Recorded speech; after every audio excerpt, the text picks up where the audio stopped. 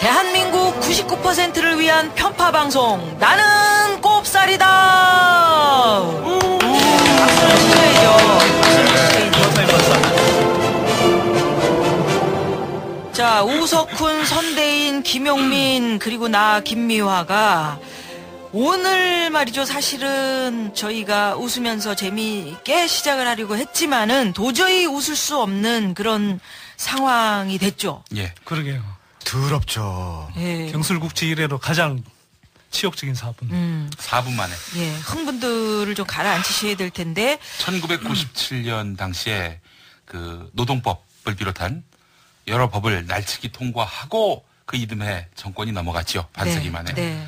갑자기 저도 그 생각 나더라고요. 그때는 7분이었는데 이번엔 4분이었습니다. 기록갱신인데. 홍준표가 그랬잖아요. 1996년에 노동법 날치기 통과한 게 이제 정권의 몰락을 가져왔다 그랬는데 이번에 하여튼 자기가 주역이 됐어.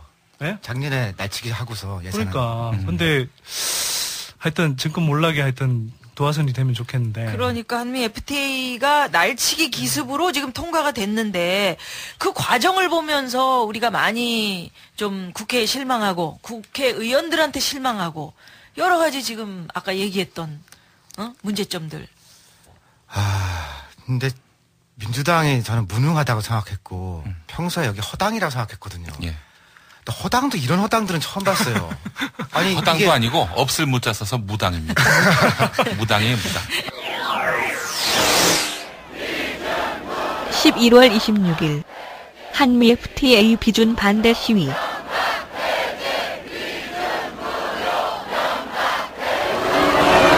손학규 민주당 대표가 연설하자 사퇴하라고 목청 높이는 시민.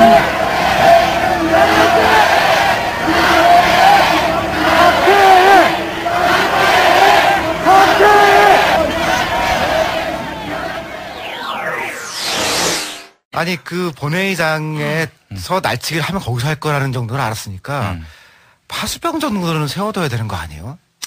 근데 이 사람들이 이제 그 시간에 가 있었던 게 그 민주당 김성건 의원 출판 기념회잖아요. 네, 네. 근데 김성건 의원이 사실 대표적인 그 협상파거든. 그리고 이 양반이 김성곤이죠. 순천. 그렇죠. 전남 순천이 지역구인데 이 한나라당 정태근 의원이 이제 그 단식하고 있었잖아요. 그것 때문에 이 지지한다고 108배까지 했던 양반이거든요. 이런 양반 출판 기념회에 40명이 우르르 가 있었단 말이에요. 40명씩이나 갔어요.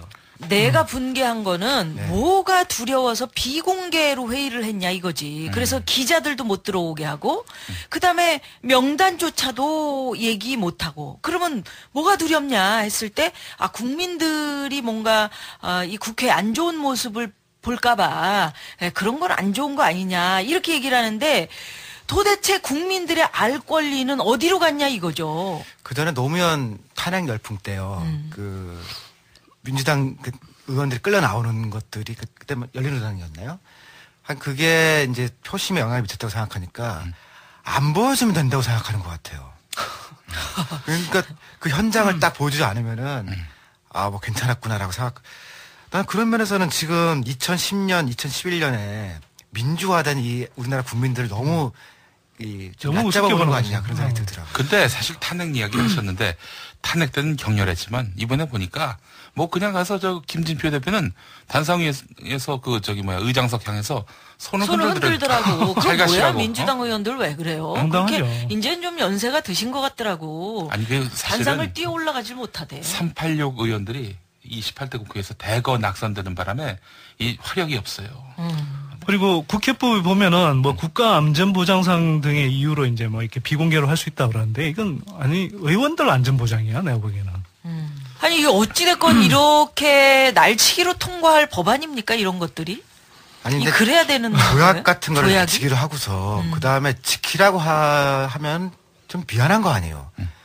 진짜 뭔가 좀 최소한의 그 만장일치는 아니더라도 합의는 만들어가는 모양새를 만드는 게 맞을 것 같은데 너무 무시하는 거죠 사람들. 24일로 예고해 놓고 그래 놓고 그 이틀 전에 그냥 기습적으로. 사실은 통과되는 거 보면서 딱 그 생각이 들더라고요.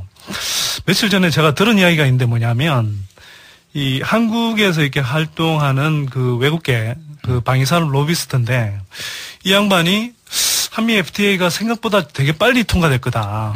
그래서 왜 그러냐 그랬더니 방위산업. 네, 미국의 방위산업 로비스트들이 한국에 왕창 날아와 있다는 거예요. 자기가 10여 년 동안 이쪽에서 일했는데 미국의 로비스트들이 이렇게 한꺼번에 왕창 날아와 있는 경우는 처음 본다는 거예요. 그리고 이 사람들이 정부하고 의회 쪽에 엄청나게 로비를 한다는 거지. 로비스트 한 건당 100억 받는 걸로 제가 알고 있거든요. 엄청 받아요. 100억 달러? 아니요, 원으로 100억. 100억 원. 그러니까 그 100억이 한 번 로비를 잘못하면은 평생 그 일을 못하거나 킬러들 쫓아오잖아요. 그 인생을 포기하는 대가가 100억이라고 그렇게 알고 있는데. 그러니까 아니, 미국 그리고 같은 워낙 경우에는 큰 건이니까 구치도 크죠, 사실은. 미국 같은 경우는 일본에 있는 로비스트들이 그렇게 가가지고 자기 자국의 이익을 위해서 그렇게 로비를 한다지 않습니까? 근데 지금 이제 그 미국의 로비스트들이 한국에 대거 들어왔다. 그러니까 그 총출동했다는 말이잖아. 거죠. 근데 될 거라고 사실은 이게 거죠. 언론에서 제대로 보도를 안 했는데 지난번에 그 이명박 대통령이 한미 FTA 그 미국 쪽에서 통과될 때 그 방문을 했을 때 사실 미 국방성을 갔었어요. 그리고 한반도 안보 상황을 사실은 미 국방성 관료들한테 브리핑을 받았다고. 그러면서 우리가 사실은 이게 이제 내년에 그 미국 무기를 14조 원어치 사주기로 돼 있거든요. 이게 사상 최대 규모예요. 그러니까 이거하고 지금 한미 FTA하고 맞물려서 지금 이제 로비스트들은 이렇게 생각하는 것 같아. 유럽계 이 무기 체계보다는 이제 미국 쪽에 무기 체계를 엄청나게 이제 한국에 꽂을 수 있다라고 보는 거지. 그러니까 각하가 그래서 미국 가서 이렇게 경례를 하고 그러셨나? 그러니까 이 그 양반은 사진 막 대서특필하고 그랬잖아요. 아니 그런데 각하에는 한미 FTA가 어떤 사적 이익이 기본 단위가요. 뭔가 큰 거래에 뭐 편의를 주거나 정보를 주면은 그 대가가 국제적으로 우리 100억으로 보거든요. 아, 그러면 우리 각하께서 각하는 뭐 10건 했다고 그러면은 1000억. 뭐 그겠죠. 제가 너무 각하를 경망되게 일컫는 건지 모르겠습니다만은 잘못 우리 보신 각하는 거죠. 사적 이익 없이는 절대 움직이지 않을 분 같다. 이런 느낌을 받습니다. 뭐 그런 걸 수도 있고요. 어쨌거나 이 양반들이 국익이라고 할 때는 그때 나라 국자는 한국이 아니고 미국이거나 삼성공화국 뭐 이런 정도 아닌가 싶어요. 참, 어찌됐건 민주당의 소극적인 자세도 문제고, 이렇게 국민들의 동의 없이 날치기 통과시키는 한나라당도 문제고. 민주당이 말이죠. 네. 그렇게 이제 말하자면은, 한나라당으로 하여금 파행 처리하게끔 만약에 이렇게 적극적으로 이렇게 방어하지 않고. 내 말이요. 그러니까. 적극적으로 제지하지 않고 이런 것도 대가가 있었을까요? 그러니까 의원들이 지금 총사퇴한다고 걸었으면은 절대 통과 못 시켰거든요. 네. 왜냐면 바로 그 뒤에 예산국회가 지금 있을 거고. 그러니까 진짜 자기 그만두겠다. 몇 달 남지도 않았잖아요. 그렇게만 해도 지금 이렇게는 못했을 거예요. 근데 신용만 하겠다라는 그 언지를 주지 않았으면은 한나라당이 이렇게 통과시킬 수가 없거든요. 근데 야당의 네. 말씀하셔. 아니 저는 이렇게 뭐 그냥 방조를 넘어서 유도한 게 아닌가 싶은 느낌이 가끔 좀 들거든요. 민주당이. 그러니까 뭐냐면 이렇게 통과되고 나서 이제 사람들이 열받을 거 아니에요. 예. 그러면 저런 한나라당 말고 이제 민주당 더 찍어달라 뭐 이런 식으로 이야기할 텐데 이런 식으로 하기에는 이런 식으로 한다면 오늘 뭐 찍어줄 수가 반응 없지. 보니까 민주당도 싫다, 한나라당도 싫다, 뭐 아니, 그런 얘기도 아니 다 그러니까 그런 나오던데, 이야기들이 오늘. 나오는데 이 양반들은 충분히 어쨌거나 한나라당 지금 뭐 당장 나오는 이야기가 뭐냐면 한나라당 151명 저 매국노 명단으로 해서 이렇게 막 뭐 낙선운동 벌이겠다 뭐 이런 이야기들이 나오잖아요. 그러면 거기에 대해서 어쨌거나 민주당은 뭐 막는 신용을 했으니까 결국 우리가 더 많이 어쨌거나 지지를 받을 수 있지 않겠냐. 아니 뭐 이런 지금 식의 판단을 할 수도 있는 야라고 거죠. 하는 게 무슨 당의 의미가 뭐가 있어요? 박원순 시장도 진짜 그러다가 당이 없이 되고. 안철수당 뜨면 어쩌려고요? 그러니까 그건 모르는 거지. 아니 그러니까 이 그렇게 사람들이 제가 볼 때는 굉장히 오판을 하고 있다는 거죠. 민심을. 네. 그러니까 이제 한나라당 버전뿐만 아니라 민주당 버전도 만들어야 됩니다. 그러니까. 내년도에 국회에서 더 이상 보기 싫은 의원들. 엑스맨 명단들 있잖아. 네. 완전히 엑스맨 만들어야 지난번에 되고요. 얘기했던 엑스맨. 네. 그리고 관료 출신들. 이 사람들 이 엑스맨이 많습니다. 변하지 않지 진짜 많죠. 그분들은. 네. 근데 야당의 원천무효화 주장 같은 거 이런 거는 진짜 어떻게 이제는 뭐 어떻게 할 수 없는 건가 아니요, 어떻게 되는 건지. 기술적으로는 가능한 게 조금 있는 게요. 일단 대통령 물론 기술적으로는 가능하고 현실적으로는 이론적으로만 가능하고 불가능한 게 대통령이 이제 국회에서 통과한 거에 대해서는 뭐 거부권을 행사하거나 이런 일이 있을 수 있거든요. 그럴 리가. 근데 뭐 이론적으로는 뭐 다 이제 하겠다 해서 사인을 하고 그리고 나서 이제 미국에 팩스를 한 장 보내주게 돼 있어요. 보내주고 이제 60일 후에 발효가 되는데 아마 정부에서 그보다 좀 땡기려고 하는 것 같아요. 1월 1일 날. 그럼 그 팩스 나가는 순간까지 열심히 길에서 뭔가 하면은 일단 팩스를 못 보내게 하고 그 다음에 60일이 남아있으니 그동안에 뭔가 이제 굉장히 사회적 압력이 있으면은 날짜를 연기시키거나 그런 건 가능하거든요. 그런 힘으로 하는 방식이 있고 그 다음에 헌법에 호소하는 길이 있죠. 그래서 이게 지금 그러니까 지나치게 한쪽 국가가 일방적으로 당하는 거는 제네바 협정에서 못하게 돼 있거든요. 예. 그러니까 국제 조약에 관한 게 제네바 협정인데 우리가 굉장히 많이 당했다. 혹은 여기서 제약되는 우리나라 법에 뭐 이런 근거 같은 것들이 헌법을 위반한다라는 걸 이제 근거로 헌법 소원을 하게 되면은 이제 그 소가 걸리면은 그 소가 끝날 때까지는 이거 비준하면 안 될 거 아니에요. 그러니까 그동안에 이제 행정법원에 가처분 신청 같은 거 받으면은 일단은 정지. 그 조금은 더 미뤄두고 헌법재판소의 판단을 기다려볼 수 있죠. 그러면 내가 궁금한 거는 협상 중에 중단했던 다른 나라들의 사례들이 있나? 에콰도르 같은 경우는 엄청 이제 민중봉기 순으로 싸워서 세운 거고요. 그러니까 촛불 집회 100번쯤 한다고 보시면 되고. 에콰도르가 그러면 결국 미국하고의 FTA를 결국 없었던 일로 했습니까? 예, 세웠고요. 그 다음에 조금 선진국이면 스위스 사례인데요. 농업과 관련된 거를 간접적으로 FTA를 국민투표에 걸었어요. 근데 FTA 건 건 아니고 농업 보조금을 걸었는데 FTA가 되면 농업 보조금을 줄 수가 없으니까. 예. 그거를 이겼죠. 이기고 나니까 이제 스위스 정부에서 이거는 국민들이 하지 말라는 거구나. 이렇게 보고 스스로 그만둔 거거든요. 예. 정부에서 그러니까 스스로 그렇게 느낄 정도면 뭐 그러니까 성숙한 거죠. 그러니까 우리나라는 에콰도르에 조금 가까운 것 같아요. 스위스 모델을 하는 것 같고. 그런데 제가 궁금한 게 그 재벌들이 너무 FTA를 지지한단 말이죠. 혹시 그래서 제가 이거 맞는 시나리오인지 한번 시나리오. 이제 소설 씁니다, 우리 지금부터. 예. 미국하고 호주 사이에 FTA가 맺어졌는데 거긴 ISD가 없어요. 호주가 자꾸 이렇게 정부가 금연 정책을 펴려고 하니까 안심하면서 막 금연 정책을 펴려고 했죠. 호주 정부는.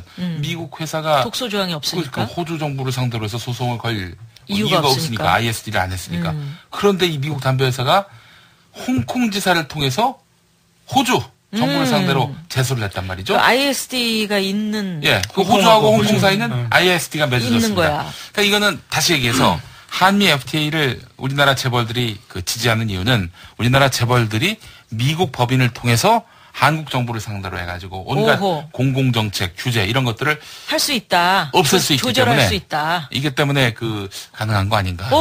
얘기 되네. 현실적으로는 가능은 하죠. 네. 충분히. 거기다가 직접 이름이 드러나지 않게 또 다른 회사를 페이퍼 컴퍼니가 만들 수 있잖아요.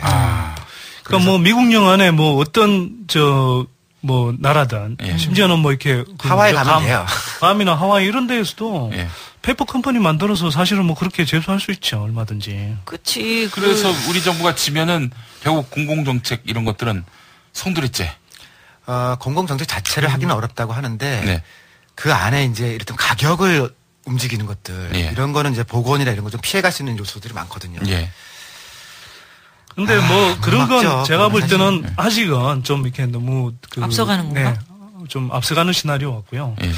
물론 뭐 그럴 가능성은 충분히 있죠. 뭐 없다고 할 수는 없는 거고.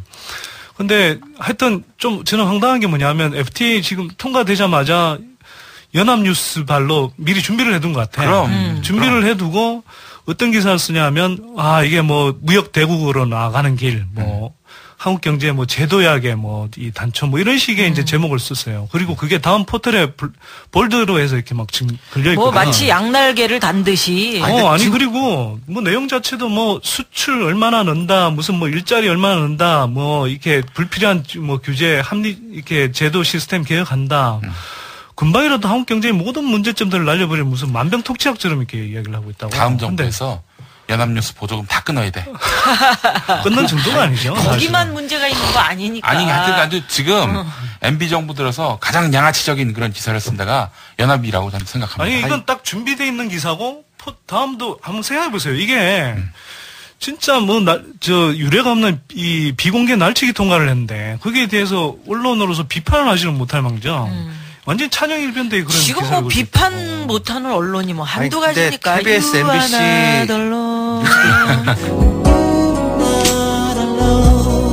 뉴스도 보니까요. 사실 민주당만 말고 그날 한다는 다 알았던 것 같아요. 정말? 아니 민주당조차도 알았던 거 아닐까? 몰랐나? 정말? 정동영 의원은 몰랐던 것 같아요. 그날 날치기 하는 날 저랑 약속을 했거든요. 오. 그러니까 진짜 몰랐던 것 같고, 아니 KBS, MBC도 어떻게 정동영 의원을 만나는 저런 사이냐? 대단한 사이. 정동영 의원이 요즘 그다지 뭐 이렇게 몸값이 높지 않습니다. 바쁘지 않으시죠? 끈떨어진 저도 가시라고. 만나요. 아니, 근데 아무나 만나, 아무나. 예전에 그 도청 사건 있어요, KBS. 그것도 사실은 그 정부랑 KBS 사이에 뭔가 커넥션이 있다고 우리가 보는 거 아니에요. 네. 그런 것처럼 지금 FTA 통과된 후에 직후의 뉴스들 보니까 마치 다 갖고 있다가 오늘 쓸 거다라고 그렇게 하지 않아서 나오지 못했을 그런 방송들이 막 나오더라고요.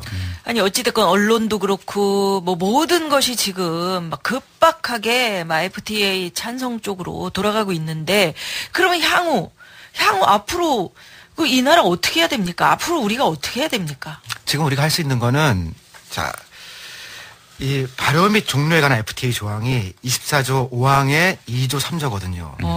2조 한번 읽어드릴게요. 이 협정은 어느 한쪽 당사국이 다른 쪽 당사국에게 이 협정의 종료를 희망함을 서면으로 통보한 날부터 180일 후에 종료된다.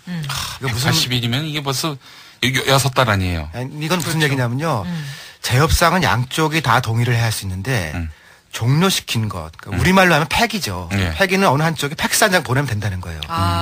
팩스 보내고 180일이 딱 지나면 끝나게 돼 있는 거니까 이거는 우리가 정부를 바꾸거나 혹은 다수당이 됐을 때 그때 이제 이 절차를 시켜가지고서 꼭 필요하면 그 후에 재협상을 하거나 그럴 수 있는 길을 지금 열어놓고 있거든요. 그럼 이거 좀 뭐 보복당하는 거 아닐까? 무역 보복 같은 거. 일단 뭐 이건 굉장히 간명한 조항이고요. 우 박사님 이제 읽었듯이. 이게 사실은 이제 미국 쪽에서 자기네들이 혹시 이렇게 뭐 좀 폐기할 경우가 있지 않을까 해서 이렇게 삽입한 건데, 어쨌거나 지금 상황에서 보면 우리한테 이제 굉장히 유리한 무기가 된 거죠. 아하. 미국 쪽에는 독소 조항이 된 거고. 마지막 독소 조항이겠죠. 그렇죠. 그래서 이게 사실은 이게 이제 의미하는 건 뭐냐면 누구든지 한 당사자가 그냥 180일 통보한 다음에 서면으로 통보한 6개월 다음에 후에는 6개월만 지나면은 폐기가 되는 거예요. 그래서 지금 중요한 건 뭐냐면 이제 사실 이렇게 폐기하는 게 어쨌거나 국제 관례상으로는 굉장히 부담이 되는 건 사실이죠. 근데 대한민국 주권은 국민에게 있고 국민한테서 모든 힘이 나온단 말이에요. 그러면 국민들이 정치적 선택을 하면 돼. 내년 총선이나 대선에서 압도적으로 예를 들어서 뭐 개헌할 수 있는 그런 수준의 3분의 2 의석을 예를 들어서 야권이 차지한다든지. 근데 그 야권에 김진표, 강봉균이 있으면 그런 사람들 들어가면은 국물도 없지. 일단 미국이 요 비슷한 일을 국제적으로 한 적이 있어요. 그러니까 그 GMO라고 하는 유전자 조작 식품에 관한 거에 GMO에 관한 거에 미국이 하기로 해놓고 마지막 순간에 빠졌거든요. GMO가 아니라 영문자 GMO. G를 M오하는 게 아니라니까. M오라는 노래 있잖아요. 그래서 그 카르테라 의정서가 미국 없이 발효된 최초의 그 국제 협약이었고요. 그 다음에 기후변화 협약과 관련된 교토 의정서에도 다 한다고 했는데 바로 직전에 부시 대통령이 되면서 이거 우리 안 하겠다. 그래서 미국 없이 됐거든요. 그러니까 사실상 거의 비준 직전까지 갔다가 미국이 이런 거 빠진 게 한두 번이 아니에요. 그러니까 뭐 이게 뭐 특별한 경우는 아니다. 정권 바뀌는 게 큰일이죠. 미국은 뭐 많이 했죠. 힘이 세니까. 특히 미국은 대통령 바꾸면은 잘 하거든요. 그러니까 국제적으로 이런 일이 뭐 전혀 없다라고 하기는 그렇진 않다. 그러니까 이 그 FTA 협정이라는 게 이거 국가 간에 맺어지는 게 아닌 거지. 우리는 국가고 미국은 무슨 어느 그 유나이티드. 아니, 그러니까 유나이티드이긴 하지만 다른 국가가 맺는 협정이 아니라는 얘기를 들었는데 아닌가? 실제로 그래요. 그러니까 2차 세계대전 이후에 미국의 통상 권한이 국회에 있어요. 그러니까 다른 모든 나라는 행정부에 있는데 우리도 행정부에 있고, 근데 미국은 통상법을 의회가 가지고 있으니까 거기에서 이제 우리는 비준이라는 절차를 하잖아요. 네. 근데 이런 통상 조약에 대해서는 비준을 하지 않고 이행 법안을 내요. 근데 그 이행 법안은 연방 정부만 지키면 되고 지방 정부와는 다른 식으로 교섭하게 돼 있거든요. 그러면 연방 정부하고만 한 것이고. 그러면 아니 주 정부는 예를 들어서 주 정부 같은 경우는 그걸 인정 안 할 수도 있어요. 그러면 사실 그런 게 적용이 안 되는 거지. 그러니까 이를테면 서울시에 대해서 이게 뭐를 해야 된다. 그럼 서울시는 해야 되거든요. 근데 캘리포니아는 그럼 연방 정부가 한 거고 우리는 모르는 일이에요. 그러면은 이게 안 되거든요. 그러니까 그런 비대칭성이 미국하고는 어느 나라나 있습니다. 그러니까 사실 민주당이 예를 들어서 이제 이 비준 후에 재협상하는 걸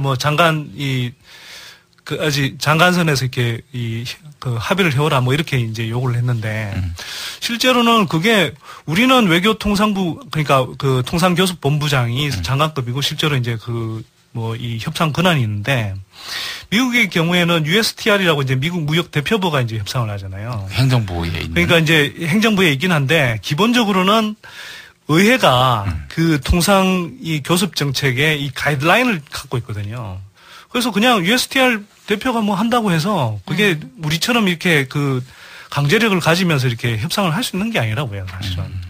그러니까 하여튼 사인을 해서 통과된 후에 그러니까 이것을 우리가 이제 못한다 하고 팩스 한 장 보내면은 나가리 폐기가 되는 거네. 네, 그러니까 만약에 다음 총선에서 예를 들면 이제 3분의 2 정도, 그 개헌선 정도 되겠죠. 그 정도 이제 의석이 있다고 그러면은 헌법도 바꿀 수 있는 거 아니에요. 그 정도면은 요번에 날치기 시켰던 여러 가지 법들을 무효화하는 법을 만들고 그 다음에 대통령은 미국에 팩스를 보낼 것이라는 법을 만들어서 시키면 되는 거죠. 제가 몰래 닥치고 정치야, 닥치고 정치. 제가 몰래 청와대 잠입해서 팩스를 보내면 안 될까? 그렇죠. 나도 지금 그 생각이 있었어. 우리들이 같이 하자. 우리 신라돼지는 너무 몸이 무거워가지고 이게 좀 좁은데 못 들어가잖아. 누나는 좀 들어갈 수 있단 말이야. 거기다가 이제 도장을 이제 딱 근데 누님은 얼굴이 너무 알려져 있어. 우리 복면숙 들어가지? 복면? 아니 근데 복면이야? 누님은 보니까 화장하셨을 때는 화장품 모델인데 화장 전혀 안 하실 때는 진짜 모델을 보겠더라고요. 나를? 너무 이뻐서 그렇지? 아니 맨 얼굴도 이쁘긴 한데 스타일이 약간 달라요. 어떻게 스타일이 어떻게? 하나는 TV용 스타일, 하나는 우리 일상생활에서 보는 미인 스타일. 야, 이게 지금 우리가 안 친하다는 얘기야, 지금. 먹고 살아야 돼요. 너무 빨라진다. 긴장했어. 서로 디스를 해야 되는데, 이게 서로 이렇게 칭찬하는 거 보면 안 친하. 아니야, 나는, 누님이 우리 딸내미한테 개구멍이 됐어, 개구멍이. 개구멍은 뭐야 또? 아니, 뭐냐면, 누님하고 제가 얼마 전에 사진 찍었잖아. 우리 딸내미한테 이제 그걸 보여줬거든, 5살짜리야. 보여줬더니 이 사람 누구야 그러는 거야. 그래서 이제 개구멍 김미아 몰라 그랬더니 개구멍 그러더라고. 재미없나? 재미없다.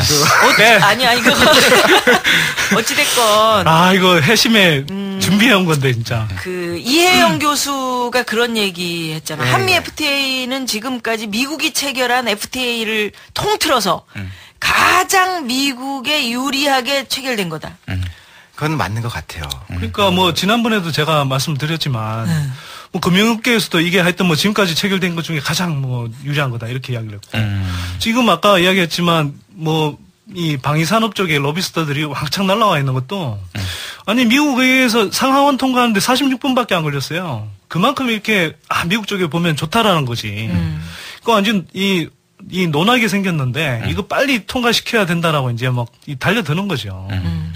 거기다가 또 이 협상 자체만 말고요. 우린 이미 4대 선결 조건을 내줬잖아요. 그러니까 미국에서는 이미 받은 게 있고 4대 선결 조건이라 하면 스크린 쿼터를 내줬고 그다음에 쇠고기를 내줬고 그다음에 의학계에서 약제비에 관한 내줬고 미국 차들이 이제 오염을 많이 시키잖아요. 크니까 거기 대해서 예외 조건을 하나 달아준 거예요. 환경 오염 기준을 이제 좀 완화를 해서 매연 그러니까 그걸 아예 포를 떼주고 시작을 했다고. 미리 해줬으니까 안 해도 이미 이익이었는데요. 아까 이제 선대인 부서장이 그 무기 체계 얘기를 했잖아요. 그 지난번에 국빈 방문했을 때 공수표를 얼마나 써주고 하는지 지금 모르는 거거든요. 그러니까 쇠고기도 지금 지난번 광우병 때는 30개월 이상은 못하게, 그러니까 이상은 못하게 했는데 그것도 좀 열어주겠다라고 재협상 들어간다는 거 아니에요. 그렇지. 그러면 뭐 선물 보따리 줬을 거예요. 그럼 미국 입장으로 볼 때는 이거 통과시켜서 이걸로 먹고 딴 것도 먹고 그러니 만장일치가 나오죠. 근데 이제 사실 보수적인 정서를 가진 분들은 우리나라를 미국이 그동안 뭐 전쟁 때도 그랬고 많이 챙겨준 도와줬으니까. 그런 나라니까 뭐 좀 선물 주면 어떠냐 이런 정서도 실제로 있더라고요. 아니, 선물로 집을 주는 사람은 없죠. 그런데 이제 자기 그러니까 사는 집을. 우리가 좀 이 청취자분들에게 이렇게 됨으로써 달라지는 일상의 것들을 한번 좀 짚어주는 것이 좋지 그것도 않겠는가. 좋겠다. 정말. 냉장 수술 어떻게 되는 겁니까? 진짜 그렇게 돈 들어간다고? 2천만 원 뭐 이런 얘기 나오던데. 미국이 진짜 의료비 엄청 비싸거든. 근데 우리나라가 일단 그렇게 된다고? 평균을 보니까 맹장 수술이 1,500만 원이더라고요, 미국이. 네. 근데 우리가 당장 그렇게 가진 않을 건데, 일단 약값은 비싸질 거예요. 그러니까 한미 FTA를 통해서 지금은 우리나라가 약값을 결정했지만 그 중간에 미국도 참여하는 위원회를 두게 돼 있거든요. 아, FDA 비준 이후에. 거기서 최종 약값을 결정하니까 약제비가 미국한테 유리하게 될 거고 매년 조금씩 올라가면은 올라갈 거예요. 자, 그러나 의료 장비 같은 거는 다 미제가 많기 때문에 그거 수입해서 들여오는 의사 쪽에서 병원 쪽에서는 이거 굉장히 좀 싸게 이제 기계 들어올 수 있다. 이런 얘기를 하고. 관세 없이. 1%나 되지도 않을 거 아니에요. 실제 큰 거는 약값이 크고 그다음 시설비라는 거는 사실 거기서 몇 프로 줄여봐야 이 게임 안 되는 거거든요. 저는 이렇게 뭐 이 의학 쪽도 뭐 그런데 언론에서 이제 주로 이야기하는 게 뭐냐면 농산물 같은 것도 뭐 싸게 들어온 건 아니냐 뭐 이런 식으로 이야기를 해요. 그렇지. 그리고 뭐 한칠레 FDA 같은 거 하면 우리가 뭐 농산물 싸게 사 먹는다고 막 그런 이야기도 하고 뭐 그랬었는데 실제로 한칠레 FDA 하고 나서 그렇게 싸지지가 않았어요. 그 다음에 뭐 예를 들어서 와인 같은 건 오히려 막 몇십 %씩 막 뛰었거든요. 근데 이게 뭐냐 하면은 이 현실적으로는 우리가 뭐 관세 이렇게 얼마 낮춰주면 그만큼 낮아질 것 같지만 실제로는 그걸 하면서 유통업자들은 마진으로 다 또 떼먹어 버린다고요. 그리고 자꾸 소비자 후생 이야기를 하는데 뭐 소비자 후생이 뭐 예를 들어서 뭐 한 300조 원까지 이렇게 늘어난다 뭐 이런 식으로 진짜 개구라를 치는데 아니 그거 진짜면 나도 반대 안 해요. 진짜 반대 안 하지. 근데 실제로는 우리가 지금 뭐 물가가 비싼 게 재벌 독과점 유지하고 그 예를 들어서 환율 띄어갖고 지난번에 설명했었잖아요. 환율 띄어갖고 사실 수입 물가 막 뛰니까 우리가 비싸게 막 사 먹는 거라고요. 그러니까 그렇게 해서 정말 우리가 막 엄청난 부담을 지는데 그런 것들은 손도 안 돼. 그리고 나서는 재벌들한테는 이런 게 이게 재벌들이 좋으니까 이런 방향으로는 막 하면서 실제로는 이제 소비자 후생이 엄청나게 늘어난다는 식으로 이렇게 막 이제 거짓말을 치는 거죠. 농업 얘기 조금만 더 하면요. 우리가 쌀을 잘 하고 있을 때 그때 우리나라에 들어오는 쌀은 싸게 줘요. 그러니까 우리가 무슨 돼지고기도 좀 싸게 온다 그러잖아요. 그럼 우리 돼지 농가가 있으니까 싸게 오는데 없어졌을 멕시코 같은 경우에는 그 옥수수가 무너지고 나니까 처음에 싸게 막 보내서 그쪽 농민을 올라가지. 무너뜨리고 나면은 올리거든요. 그러니까 농사를 싼 쌀을 사 먹는데 누가 농사를 짓겠어. 그러니까 힘드니까 농사를 점점 안 짓게 되지. 쌀은 당장은 이제 막은 것 같지만 결국 개방될 거고 그러니까 하나씩 우리가 먹던 재래 농산물들이 무너지고 나면은 그 다음에 몇 배로 비싸지거든요. 그러면 식량 안보, 식량 주권 이런 것들은 기대할 수가 없는 거 아니에요? 기대하기 힘들죠. 장기적으로 문제가 된다는 거죠. 아니 그리고 진짜 황당한 건 뭐냐면 정부가 농업에서 한 손실이 한 15조 정도 된다고 그래. 근데 이거 이제 메워주겠다고 22조를 푼다고 그랬어요. 예전에는 119조까지 이제 다, 사실 뭐 예전에 예산 집행된 거 다 이제 합쳐서 그런 건데. 아니, 15조 손실 보는데 22조로 메워준다는 거잖아요.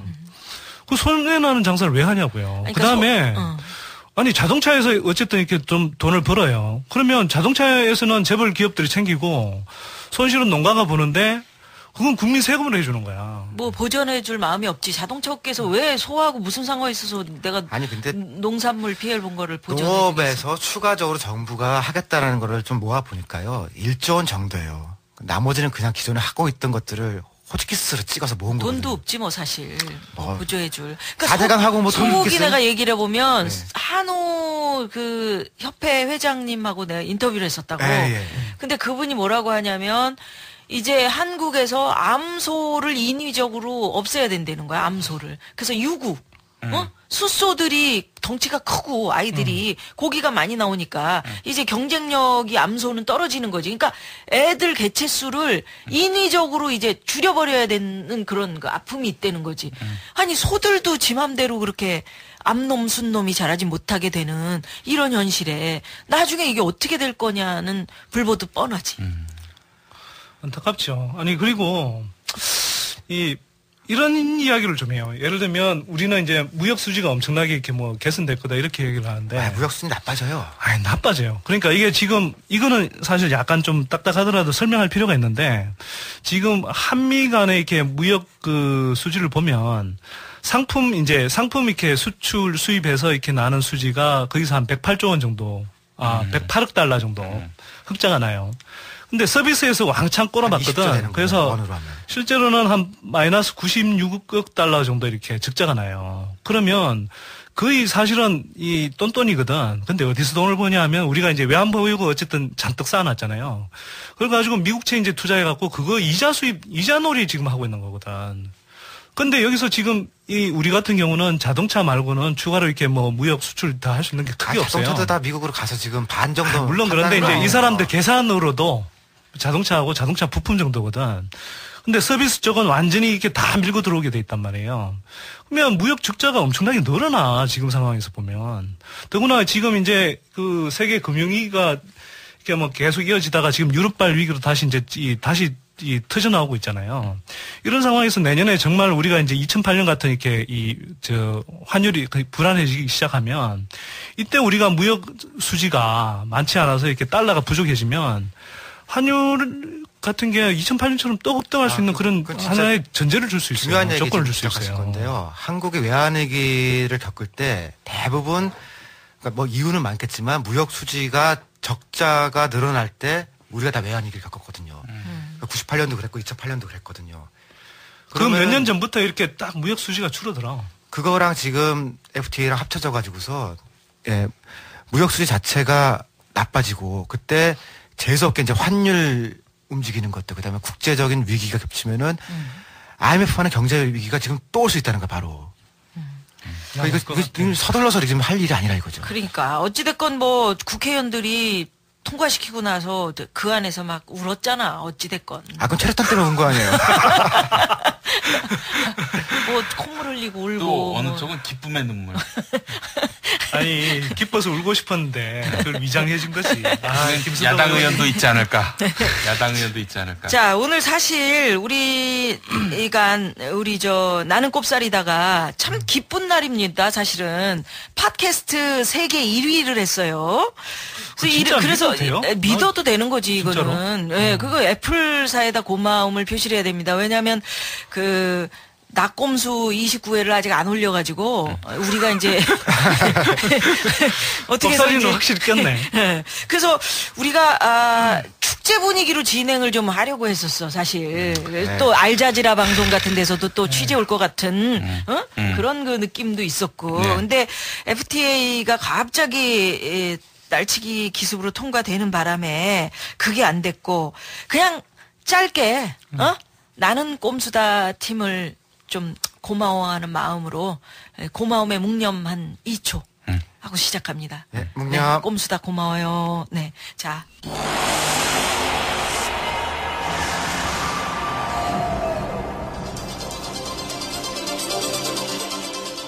(24시간이) 황금 시간대에 보내드리는 나는 꼽살이다.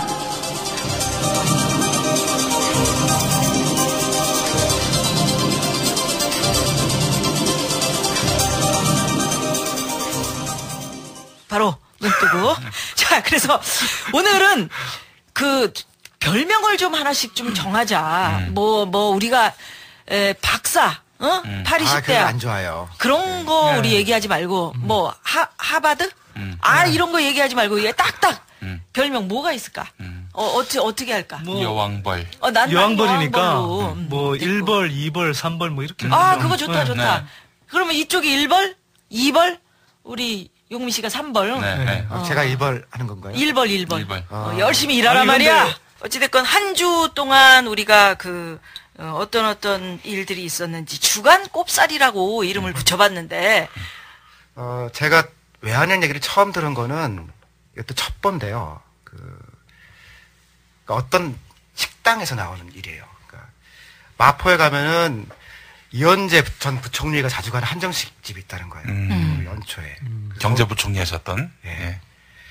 그 양반이 뭐 자주 가면서 거기에 이제 모피아들이 들락거리기 시작하니까 작전이 시작될 거다라는 긴급 첩보를 올해 초에 받았어요.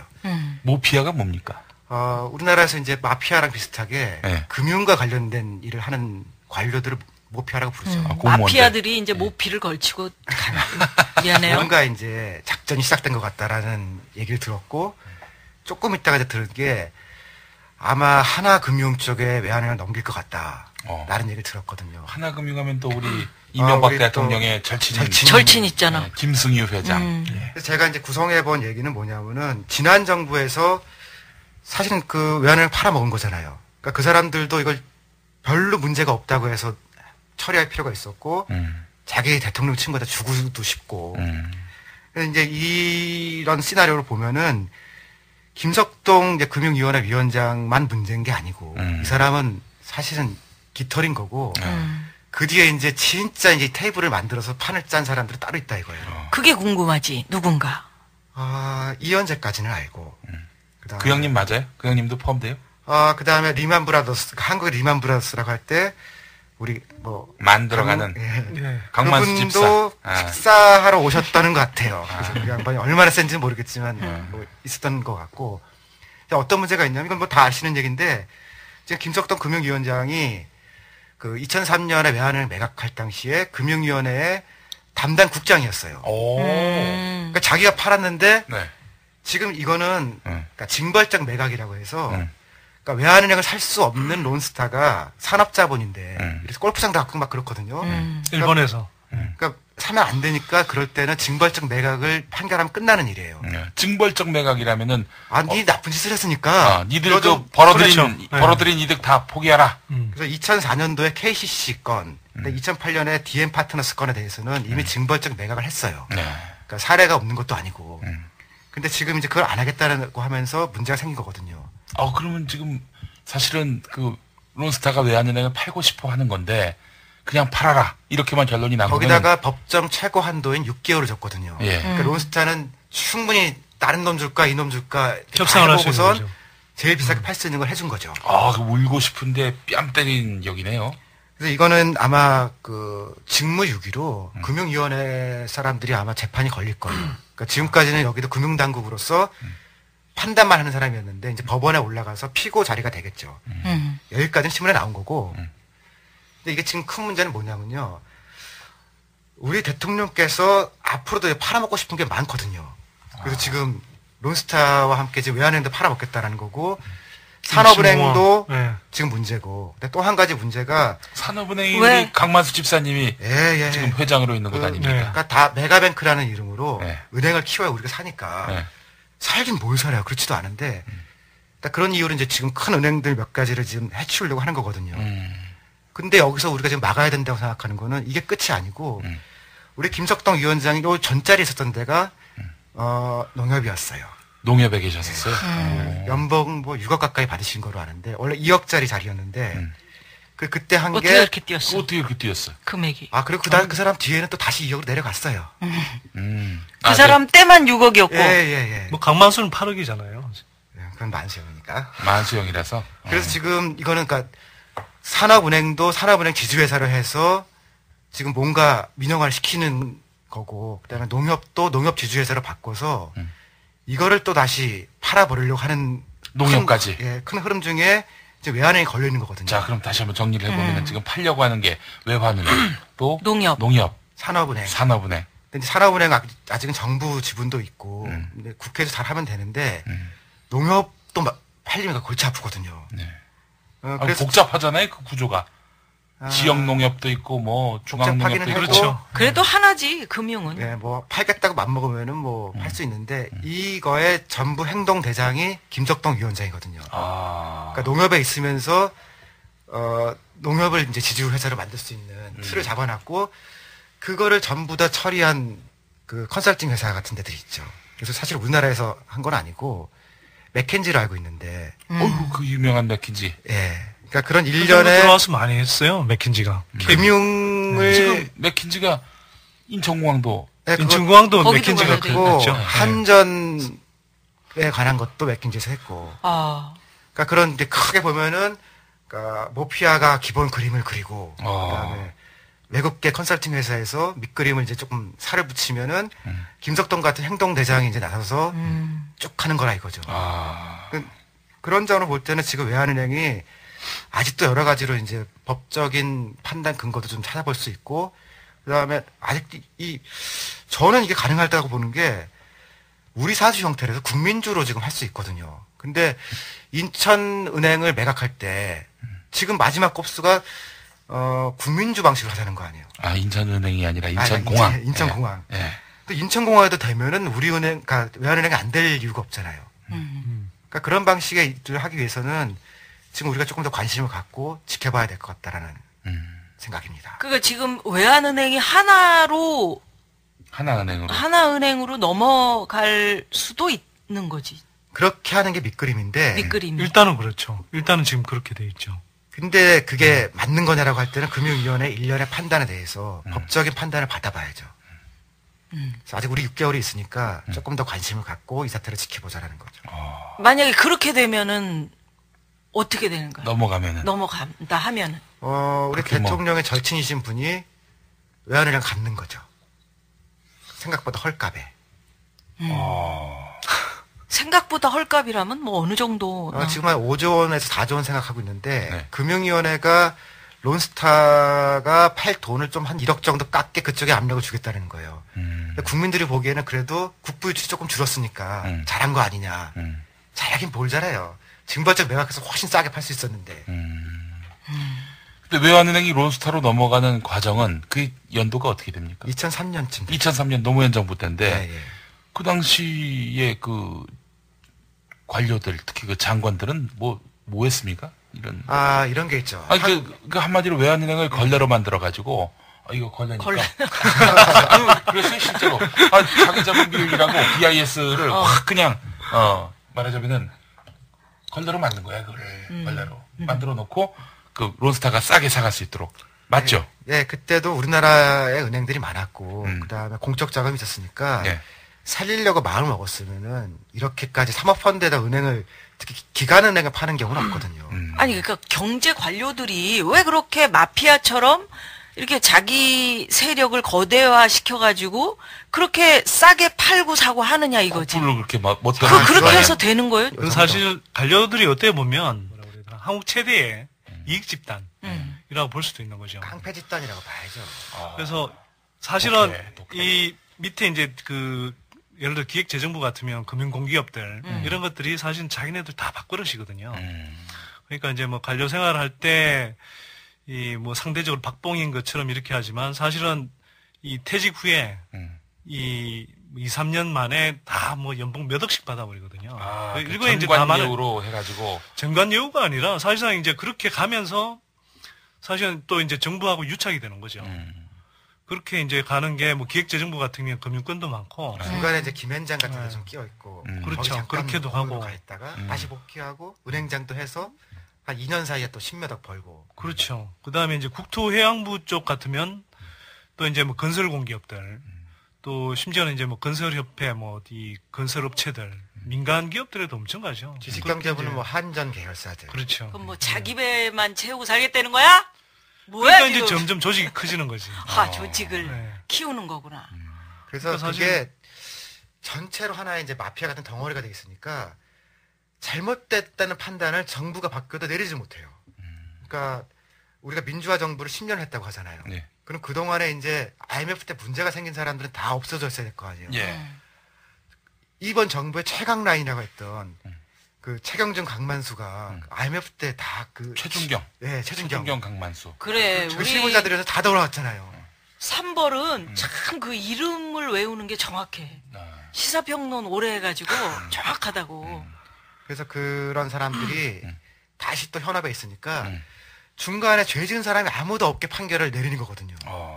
왜냐하면 그때 외환은행 매각이 잘못됐다고 하면은 누군가는 책임을 져야 되잖아요. 네. 그렇지. 그러니까 지금 이거는 국익을 최대화시키는 것도 아니고 금융을 효율성을 높이자는 것도 아니고 모피아 중에 어떻게 하면 아무도 안 다치게 이 문제를 풀 수 있나.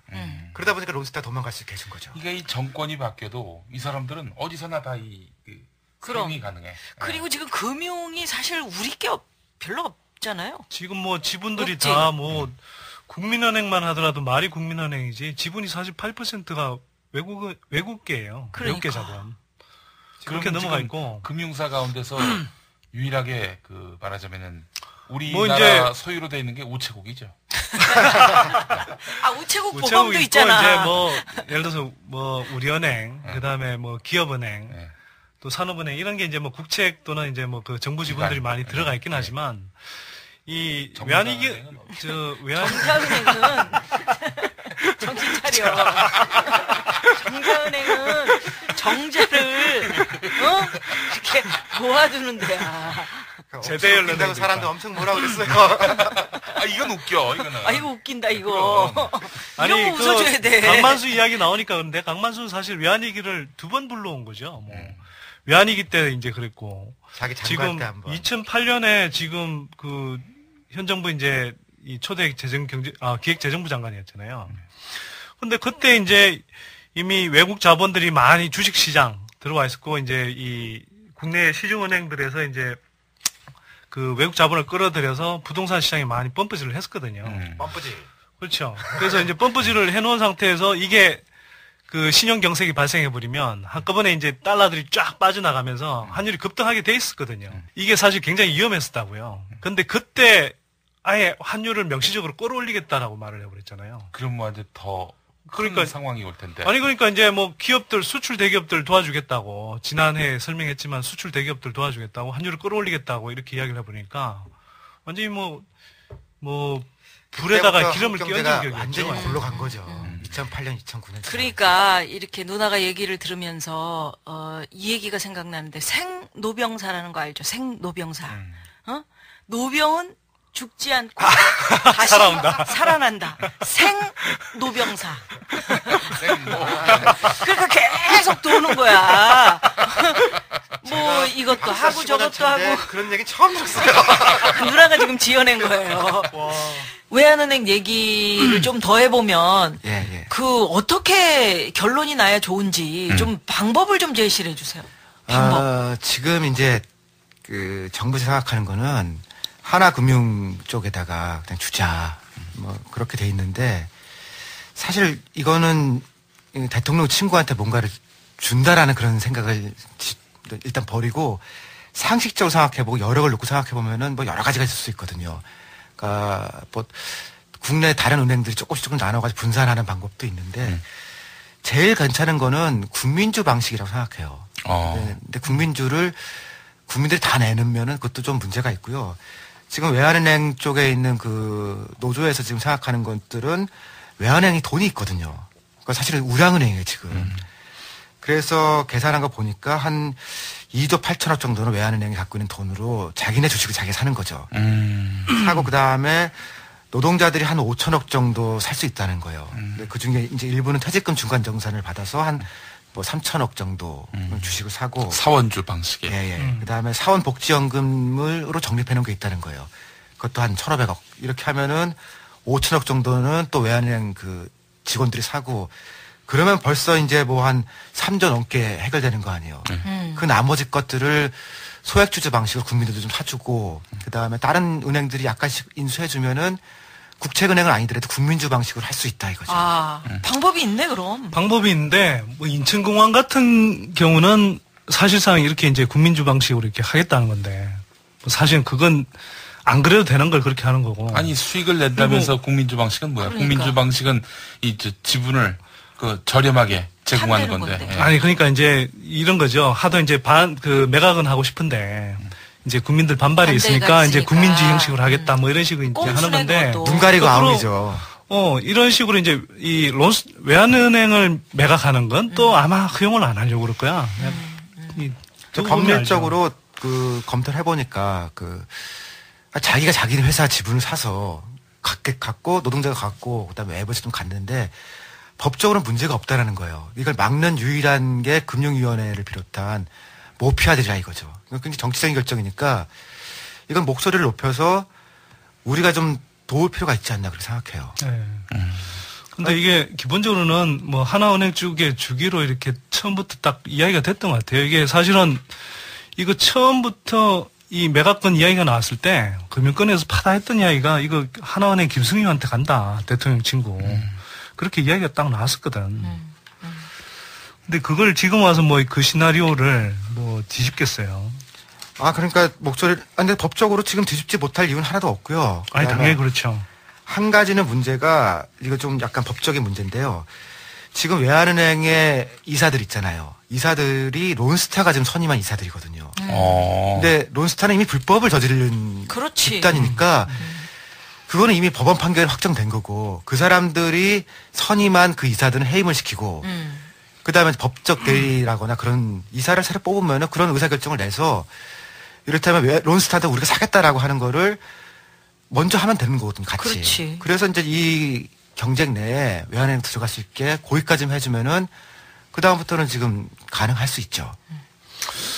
그러니까 정말 딱 논리적으로 굉장히 합리적인 이야기인데. 현실적으로도 합리적이에요. 그러니까. 각하 중심주의만 우리가 버리면은 누가 봐도 이게 답이라고 해요. 아니, 그 외환은행 진짜 돈이 없어서 위기의 은행이면은 어쩔 수 없어. 빚을 지금 져야 된다. 근데 자기들 돈이 있어가지고서 내가 내주로 좀 사겠다는데 뭐가 문제냐 이거죠. 근데 각하는 또 이 사익을 추구해야 되기 때문에. 이 권력을 가진 사람들이 그 권력이 몇천 년 갈 줄 아나 봐. 사실은 그 잠깐인 거 아니야? 생각해보면. 아니, 잠깐인 줄 아니까 빨리빨리 해먹으려고 하는 거 아니야, 지금. 건불 10년. 그래. 근데 지금 건불 1년이에요. 건불 1년. 그래, 금방이라고. 아니, 금방이니까 지금 날치기도 하고 팔아먹고 그러는 거 아니에요. 마무리하면서 요거 하나 여쭤볼게요. 지금 정권이 바뀌어도 계속 모피아가 계속 뭐 말하자면은 장난을 칠 수 있다면은 다음 정권에서 이를테면 좀 상식이 갖춰진 그런 정권이 들어섰을 경우 이 모피아들 어떻게 다뤄야 되나요? 공무원들이 최근 저한테 한 얘기인데 정권은 바꿀 수 있다는 거예요. 그러니까 분위기를 보니까 정권은 바뀔 수 있는데 당신이 얘기하는 그 좋은 사회가 과연 올 것이냐. 그 얘기가 이제 이 금융으로 들어오면요. 어차피 이 사람들이 또 해먹을 거다라는 거예요. 그렇지. 그러니까 누가 알아 금융을 그러니까. 노무현 대통령도 이현재 손을 잡으면서 이현재 그다음에 김진표 이런 사람들 다 들어온 거거든요. 근데 실제로 이제 그 진보라고 하는 사람들 중에서 금융을 잘 몰라요. 은행 뭐 높은 데 가본 사람도 별로 없고 증권 만져본 사람도 없으니까 사실은 다시 관료의 힘을 빌릴 수밖에 없거든요. 그래서 이게 이제 금융민주화라고 우리는 부르고 있는데 일단은 문제되는 사람 청산을 해야겠다는 거예요. 그러니까 그렇게 해야 똑같은 사람이라도 어다르고 아다르다고 그 잘할 수 있게 만들자라는 거고요. 그걸 위해서는 지금부터라도 이제 우리가 조금씩 금융에 대해서 얘기를 해야 된다라는 거죠. 그리고 확실하게 몇 가지는 다음 대선에 공약을 딱 걸어서 그러니까 이런 인위적인 뭐 경기 부양을 위해서 뭐 이렇다면은 이자율을 움직이는 거 안 하겠다. 이제 환율 장난은 안 치겠다. 그럼 몇 가지는 그 전에 논의를 좀 해야 될 것 같습니다. 안 그러면 뭐 똑같은 짓을 또 하겠죠, 같은 사람이. 인적 청산이 필요합니까? 인적 청산 이야기했는데 이제 아까 누님이 말씀하신 그 생노병사. 노병사가 돌아오게 하면 안 되거든요.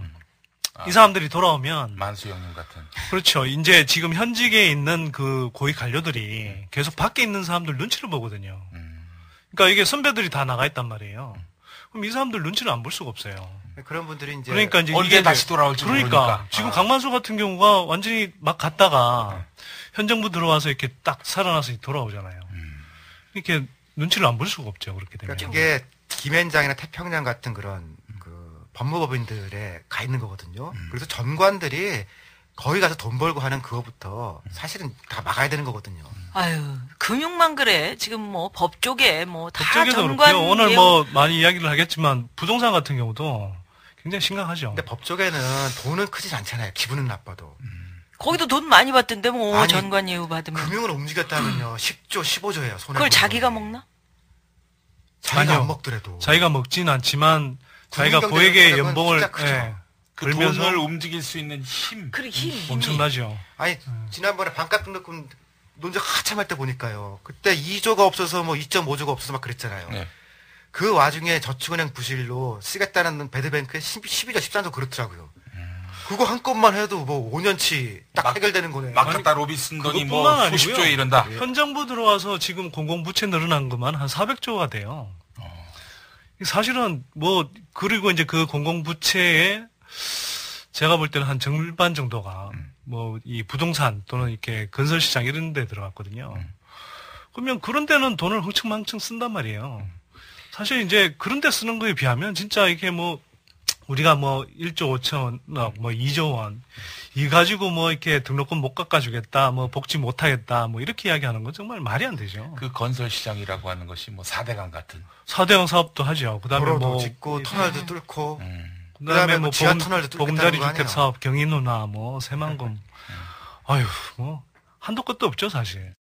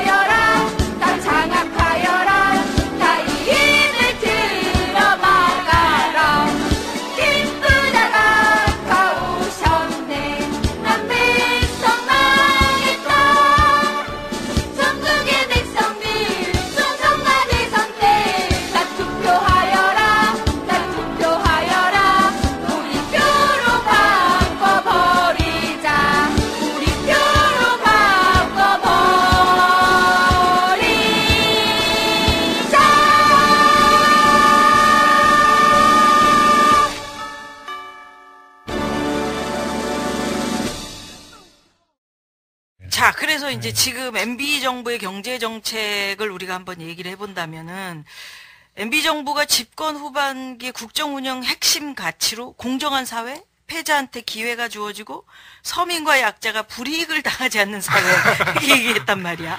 근데 FTA는 왜 이렇게 안 돼? 근데 이상하게 정부가 발표하는 정책마다 거꾸로 가.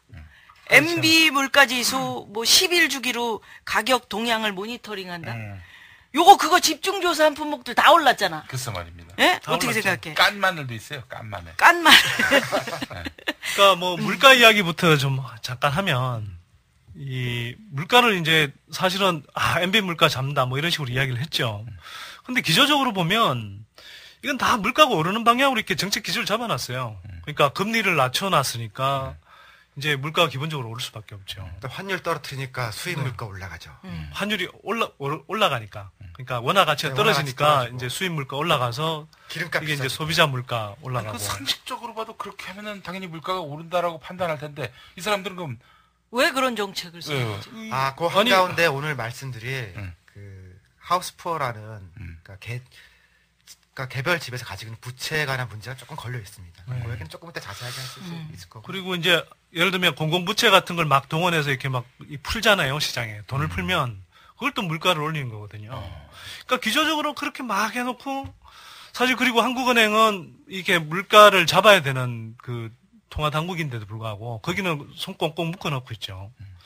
그리고 나서는 공정거래위원회를 동원해서 70년대, 80년대식으로 관치식으로 기업들 조지고 물가 때려잡게 하고 뭐 기업 이렇게 뭐 이 물가 안 높이도록 이렇게 막 이렇죠. 때려잡고 막 이런 식으로 하는 거고. 기업들을 제대로 상당하죠, 조지긴 그러니까. 조져요? 제대로? 아, 입으로는. 조지는 입으로 신용은 하죠. 근데 뭐 정원찬 총리가 입으로 조지면 안 아파. 네, 정원찬 총리께서 그 기업하고 같이 이제 중소기업과 대기업의 상생 고민을 좀 하셨는데 하는 게 없어 그만두겠다는 거 아니에요. 네. 그 뭐 맨 앞에 있던 사람이 이 정부는 뭐 중소기업 문제 풀 뭐 의지가 없어 보인다. 대통령도 욕하고 뭐 한나라당도 욕하고. 아 근데 기본적으로 그래. 돈이라는 거는 정신이 없고 영혼이 없는 거잖아요. 예. 걔한테 우리는 이명박 대통령 무서워요 가끔. 근데 돈은 안 무서워해요. 그러니까 돈한테 너 오르면 죽어 그러는데 걔가 그거 뭐 무서워하겠어요. 그 동반성장위원회 같은 경우는 정운찬 이게 언론에서 사실 별로 안 다뤘는데 정운찬 위원장이 언제 한번 되게 중요한 이야기를 한 적이 있어요. 이게 이 위원회를 꾸리는데 들어가는 돈을 정부 예산은 거의 지원이 안 되고 어디서 받냐면 재벌들이 객출해서 내거든요. 명백히 한계가 있죠. 그러면서 뭐 재벌하고 이렇게 뭐 동반성장 이야기를 하는데 재벌들 보고 니들 희생해라. 제대로 굴러가기가 힘들죠. 그렇지. 기본적으로. 근데 이게 동반성장위원회만 그런 게 아니라 뭐 녹색이라든지 현 정부 들어와서 이렇게 돼 있는 뭐 각종 위원회 있잖아요. 여기에 그냥 재벌들이 그냥 처음부터 갖다 줘요. 싸들고 들어가요. 그걸 가지고 운영한다고요. 그거는 선거 자금 뭐 얼마 이렇게 합법적으로 주는 아니 그러니까 이제 이런 녹색위원회라든지 동반성장위원회라든지 여러 가지 이제 뭐 이렇게 위원회들이 있잖아요. 그런 것들을 가지고 이제 뭐 미래에 어떻게 우리 먹고 살 거리를 만든다. 이런 식으로 이제 정책 뭐 가이드라인 같은 것도 내놓고 의견도 내놓잖아요. 그러면 거기에 이제 재벌 입김들을 최대한 이렇게 그러니까 재벌 입김이 미치도록 하기 위해서 보게 되는 거죠. 돈을 주게 되는 거죠. 그리고 그걸 그게 당연히 합법적이냐 받아서 이거지. 합법적이지 않죠. 그러니까 사실 굉장히 중요한 이야기인 거죠, 이게. 그럼 왜 기자들은 그런 걸 안 까지? 정운찬 위원장이 발언은 했어요, 본인이. 했는데도 언론이 이제 그걸 안 받아 쓰죠. 왜냐하면 다 이 광고 받는 데가 재벌 광고주들이니까. 제가 뭐 알다시피 전직 동아일보. 이런만 이야기 안 하려고 그랬는데. 왜 동아일보 왜 떳떳하게 왜 얘기를 못해? 동아면 동아라고 왜 얘기를 못하지? 오세훈 보좌관 됐잖아. 오늘 내가 동아일보 광민영 기자라고 만났는데. 아직 가야 되겠구나. 광민영 기자가 예전에 그 선대인 전 기자의 후배였는데 상당히 깐깐한 선배였다 이런 얘기를 하던데. 예. 지금도 깐깐하죠. 네. 말 안 끊어요, 잘. 깐깐한 게 정수기 아닌가? 그것도 오세훈. 그것도 오세훈이네. 깐 기자는 없고 깐마늘만 있는. 그래서 그 언론의 그런 이게 왜곡 보도 이런 것들이 사실은 언론사가 이 광고주들한테 그 광고를 매개를 한 그 이해관계 때문에 사실 제대로 보도 못한 경우들이 되게 많아요. 못하거나 아니면 이제 정말 재벌 기업들 입장에서 항상 보도를 하죠. 네. 그러니까 정운찬 위원장이 굉장히 중요한 발언을 해도 그런 거 거의 안 써요. 제가 본 것도 어디 굉장히 군소 어떤 신문에 한 기퉁에서 봤던 것 같아요. 제목도 안 달려요, 그러면. 야, 완전 듣보 취급받네, 우리 그러니까 이제 그런 걸 저같이 이렇게 이제 유심히 보는 사람만 보이는 거죠. 숙련된 동아일보 기자였어. 예전에 내가 정운찬 씨 참 좋아했었었는데. 그래요? 우리 그 사회복지하는 쪽에 오셔가지고 예. 되게 많이 여성들도 위해주고 그 행사에 많이 참석하고 그래서 참 좋아했었는데 점점 갈수록 우리 정운찬 전 총리가 안수 집사님입니다. 안수 집사. 남포교회라고 박영선 목사가 그 시무하시는 우리 삼벌 김용민은 어떻게 그렇게 다 그런 걸 다 알아? 다 관심 갖고 있습니다. 아버님이 교회 가서 맨날 그런 얘기만 하죠. 교인이 아니냐 이 그렇지 중요하지. 그래서 어찌됐건 며칠 전에 신문을 보니까 이 MB 정부의 경제의 점수를 한번 매겨봐라. D+가 나왔더라고. D+. 그것도 높게 준 거죠. 너무 높다. 그것도? 네. 왜냐하면은 지금 이제 우리가 어떻게 보냐면요. 경제는 나빠질 거고요. 나빠지는 딱 한 가지 기준이 임기 끝나고 나서 터질 거냐, 임기 전에 터질 거냐. 그래서 청와대에서 하는 모든 걸 보면은 터지는 건 못 맞고 임기가 끝나고 하면 다음 대통령이 바뀐 다음에 네가 못하니까 망한 거다라고. 그게 이제 우리가 갖고 있는 시나리오거든요. 다음 정권 때까지 어떻게든 최대한 그 위기를 감추고 근본적인 있는 거지, 처방을 안 하고 몰핀 같은 거라고. 최근에 몰핀. 부동산을 다시 띄우면 안 된다라고 우리가 다 알고 있잖아요, 상식적으로. 그런데 이번 주부터 다시 한번 부동산 띄우려고 하잖아요. 띄우면 그 약발이 몇 달은 가요. 몇 달 가서 조금만 더 뒤로 미쳐놨다가 더 근본적으로 터지면은 다음 정권 터질 거 아니에요. 그래서 제가 얘기한 게 뭐냐면 2012년에는 진보가 집권하지 말고 보수가 그래서 책지목. 아니 그걸 누가 그렇게 이야기를 하더라고. 시원하게 똥을 치우도록. 이한구 의원이 그 이제 친박계의 이제 핵심 경제 쪽 자장이죠. 이 양반이 그런 말을 한 적이 있어요. 그러니까 이제 이 양반 입장에서는 박근혜 대표가 돼야 되는데 2012년 전에 부동산이 꺼지면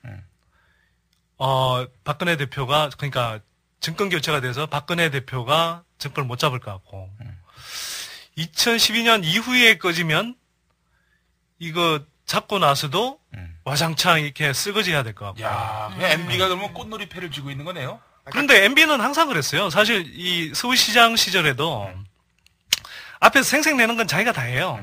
그래서 생색내는데 뒤에 들어오는 부담, 돌아오는 부담들은 다 뒤로 밀어버리죠.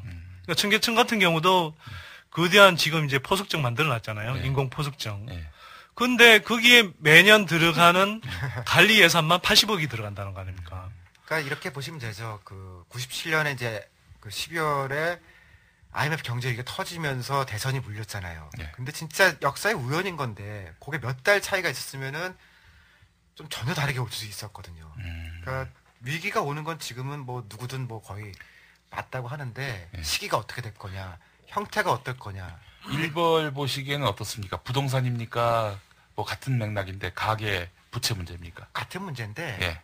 동전의 앞뒷면 같은 예, 거죠. 근데 네. 터지는 거는 아마 개인 쪽에서 먼저 터질 거예요. 개인 쪽 가계. 가게 대출. 가게하고 그다음에 그 가게들이 모여 있는 위가 지자체잖아요. 예. 그 뭐 인천시라든가 혹은 뭐 군 뭐 이런 지자체 쪽이 더 어려울 거고 부동산은 안상수 전 시장이 웃는 이유가 있었어요. 우리 대통령이 젊은 시장님께서 좋다고. 가 있는 좋아하면서 동안에는 부채를 그냥 더 안겨주고 똥바가지 쓰는 거죠.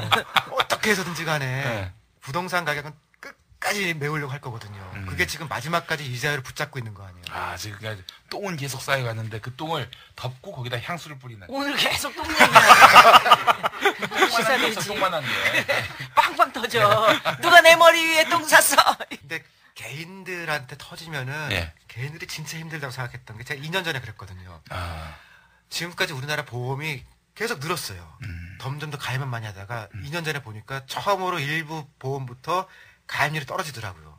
그건 뭐냐면 사람들이 돈이 없으니까 보험을 깬 거예요. 아, 그건 진짜 가난해진 거죠. 근데 올해 보니까 보험 가입률이 다시 늘어요. 그건 뭐냐면 은행에서 돈을 빌릴 수가 없으니까 보험을 들어주고 거기서 와리깡 하는 거죠. 그 유명한. 와리깡은 우리가 알아들었는데 못 알아들은 청취자도 많으신데. 그러니까. 그게 뭐 더치페이 비슷한 의미라고 하던데요. 아니요, 그런 건 아니고요. 그렇고요. 예. 이제 서거상으로는 예. 이제 일정 비율을 할인해 주는 거. 할인해가지고서 그러면 선물권이 있으면 100원짜리인데 음. 90원만 현금으로 받을 수 있잖아요. 10원 예, 손해보고. 그렇죠. 예. 그 100원을 가진 사람은 그걸 갖고 있으면 사실 10원을 그냥 얻는 거 아니에요. 네.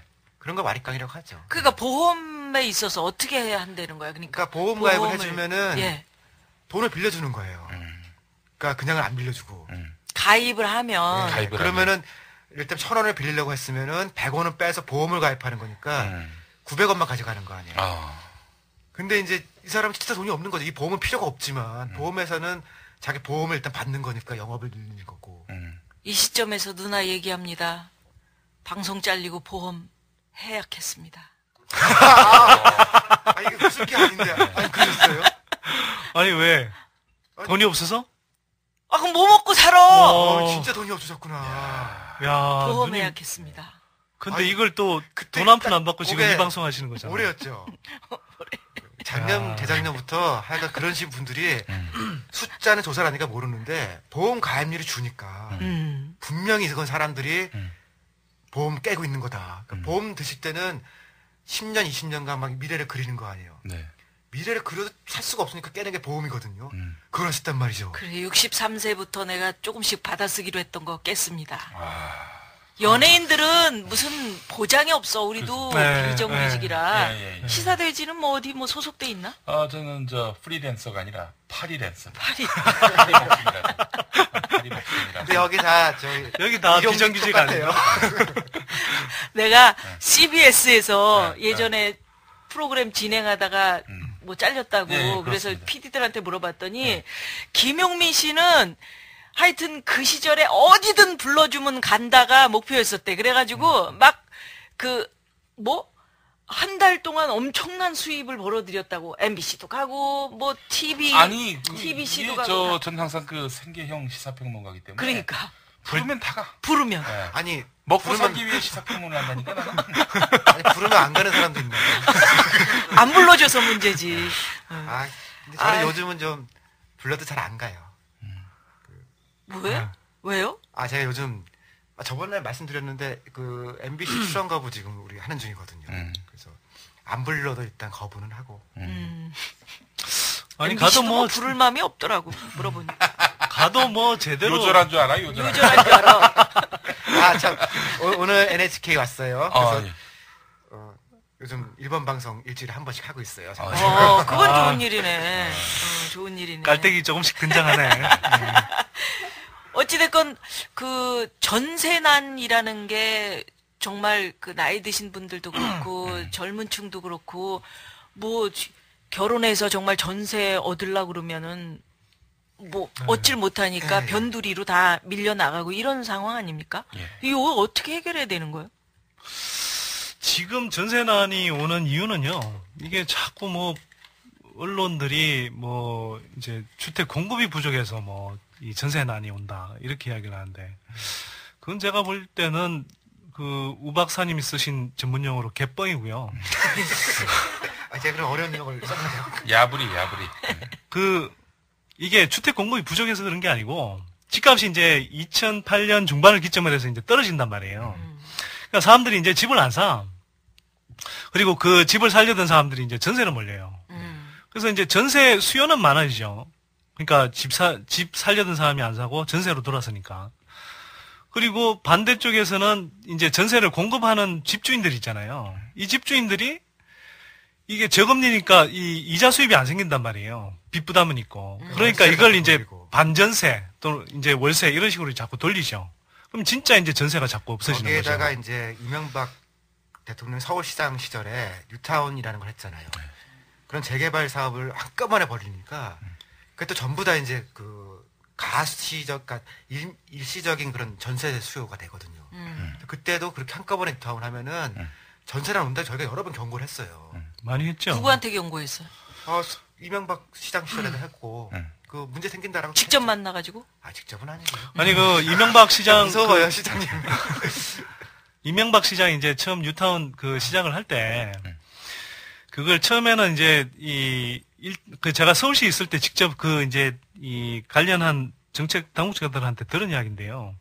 처음에는 이제 이 강북 강남북 균형 발전이라고 그래서 말은 이제 그런데 강남 집값 오르니까 강북 주민들이 이제 배 아프지. 니네들도 집값 올려줄게. 그러면 나한테 표 찍어줘. 이런 심정으로 이제 추진한 거예요. 그래서 이제 시범 지역으로 이제 한 은평 뉴타운하고 기름 또 한 군데가 왕십리 세 군데를 했어요. 근데 여기 세 군데를 하고 나니까 이제 계속 여기저기서 나도 해달라 이런 식으로 돼버리는 거죠. 그래서 2차, 3차까지 했어요.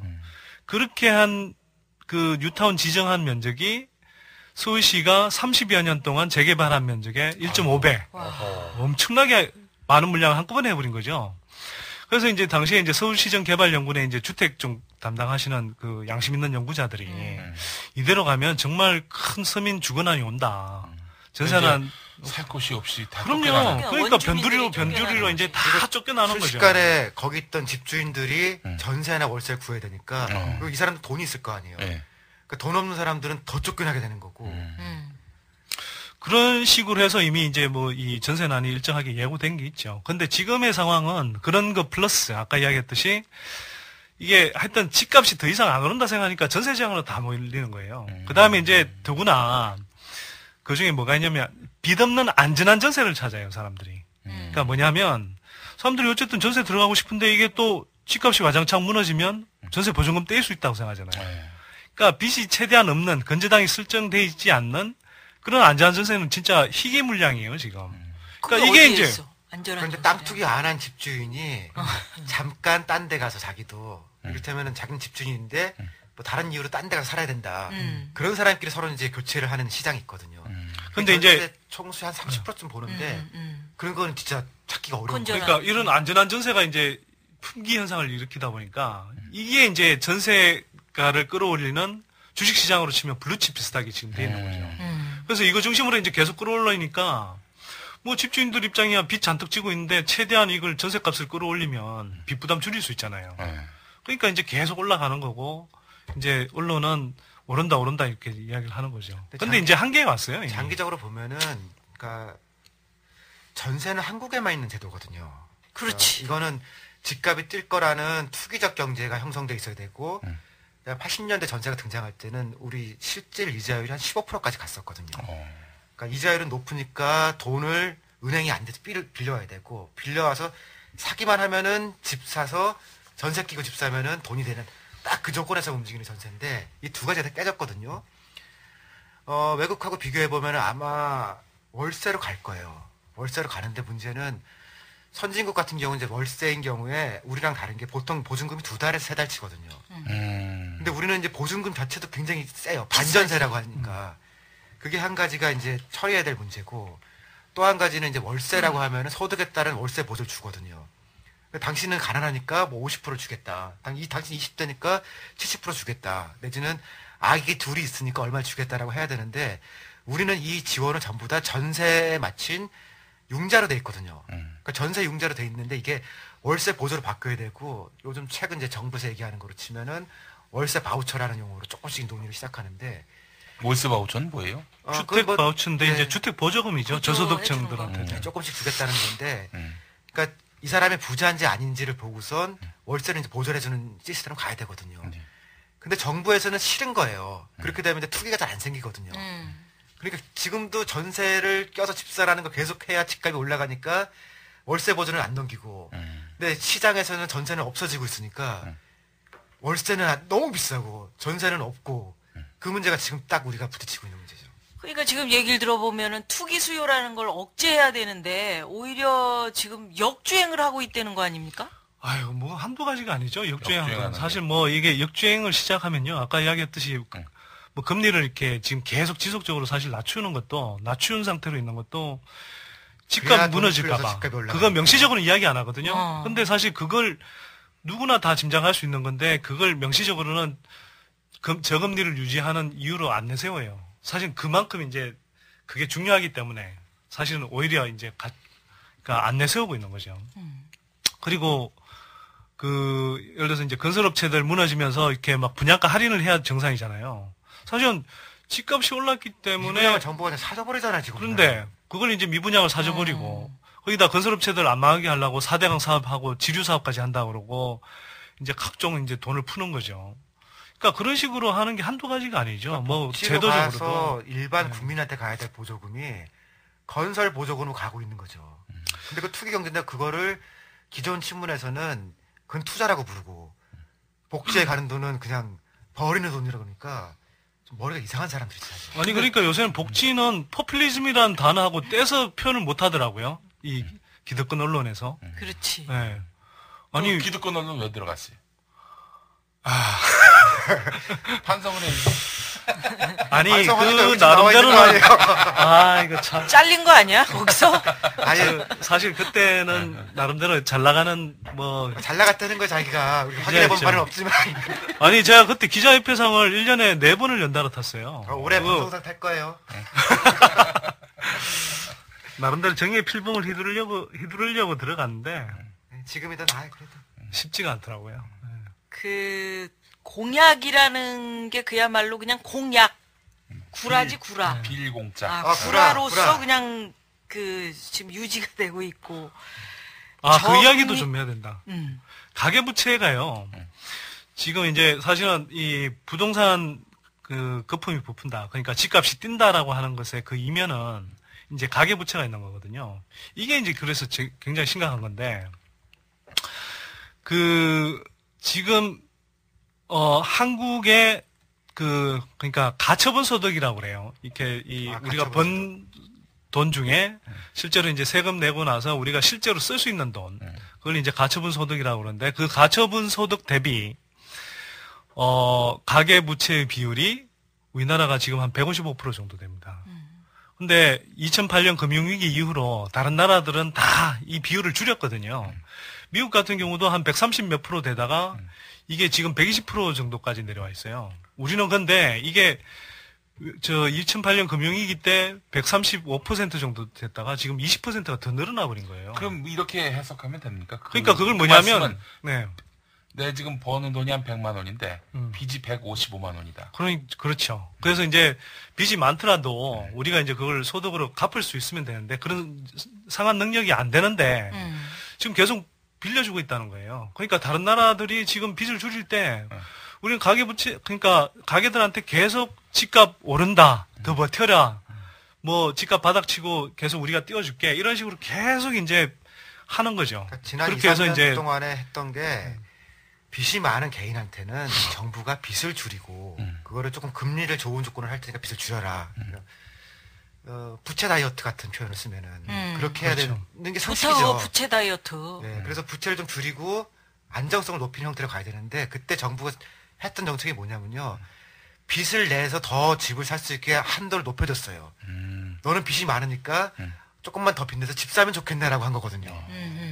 그게 DTI라는 거. DTI. 샀으니까. 그게 DTI구나. 네. 그 이상한 거죠. 빚 많은 사람한테 빚 조금만 더 내서 아예 이럴 때 전세 있는 사람한테 전세가 만약 빚이 1억 5천 있었잖아요. 아이 고맙네. 그 정부가 하는 고마워. 거거든요. 1억만 더 빌려서 집 사면 되겠네. 아이 고마워요. 맞는 거지. 아니 이 정권의 대책은 다 빚내라는 거예요. 반값 등록금 그거 못하니까 학생 여러분. 근데 훌륭한 그 등록금 대출 제도가 있습니다. 그러니까 대출 이자율이 주택담보대출보다 더 비싸잖아요. 이게 등록금 대출 싸게 줘야 이자율이 되는데. 5.8%인데 주택 대출이 한 5.2% 정도 되거든요. 그리고 다른 나라에서는 대학 등록금 빌려줘도 대부분 그냥 뭐 무상 아니면 정책 무상 아니면 거의 국채 금리 그러니까 한 2% 3% 이 정도밖에 안 돼요. 스웨덴은요. 저기 교통비까지 준대요. 교통비뿐만 외국 아니라 얘기하지 아동수당, 마. 교육수당 나 다 진짜 주죠. 진짜 칼 진짜 그렇지. 아휴.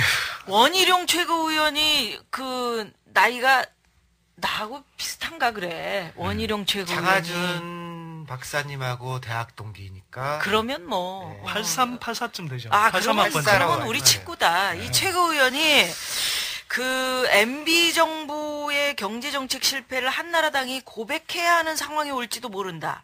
최고위원회에서 그렇게 막 직격탄을 한나라당 우리 심장마비 걸려 죽는 거 보고 싶어요. 한나라당을 향해서 직격탄을 날렸다 그러는데 누나가 군대를 안 갔다 와가지고 직격탄이라는 게 이게 어떤 건지 우리 세 분은 군대 갔다 오셨나? 저는 이제 저기 동호대교에서 과적 차량 합동 단속을 했습니다. 근데 한번 과적 차량 운전자가 네가 과적인데 뭘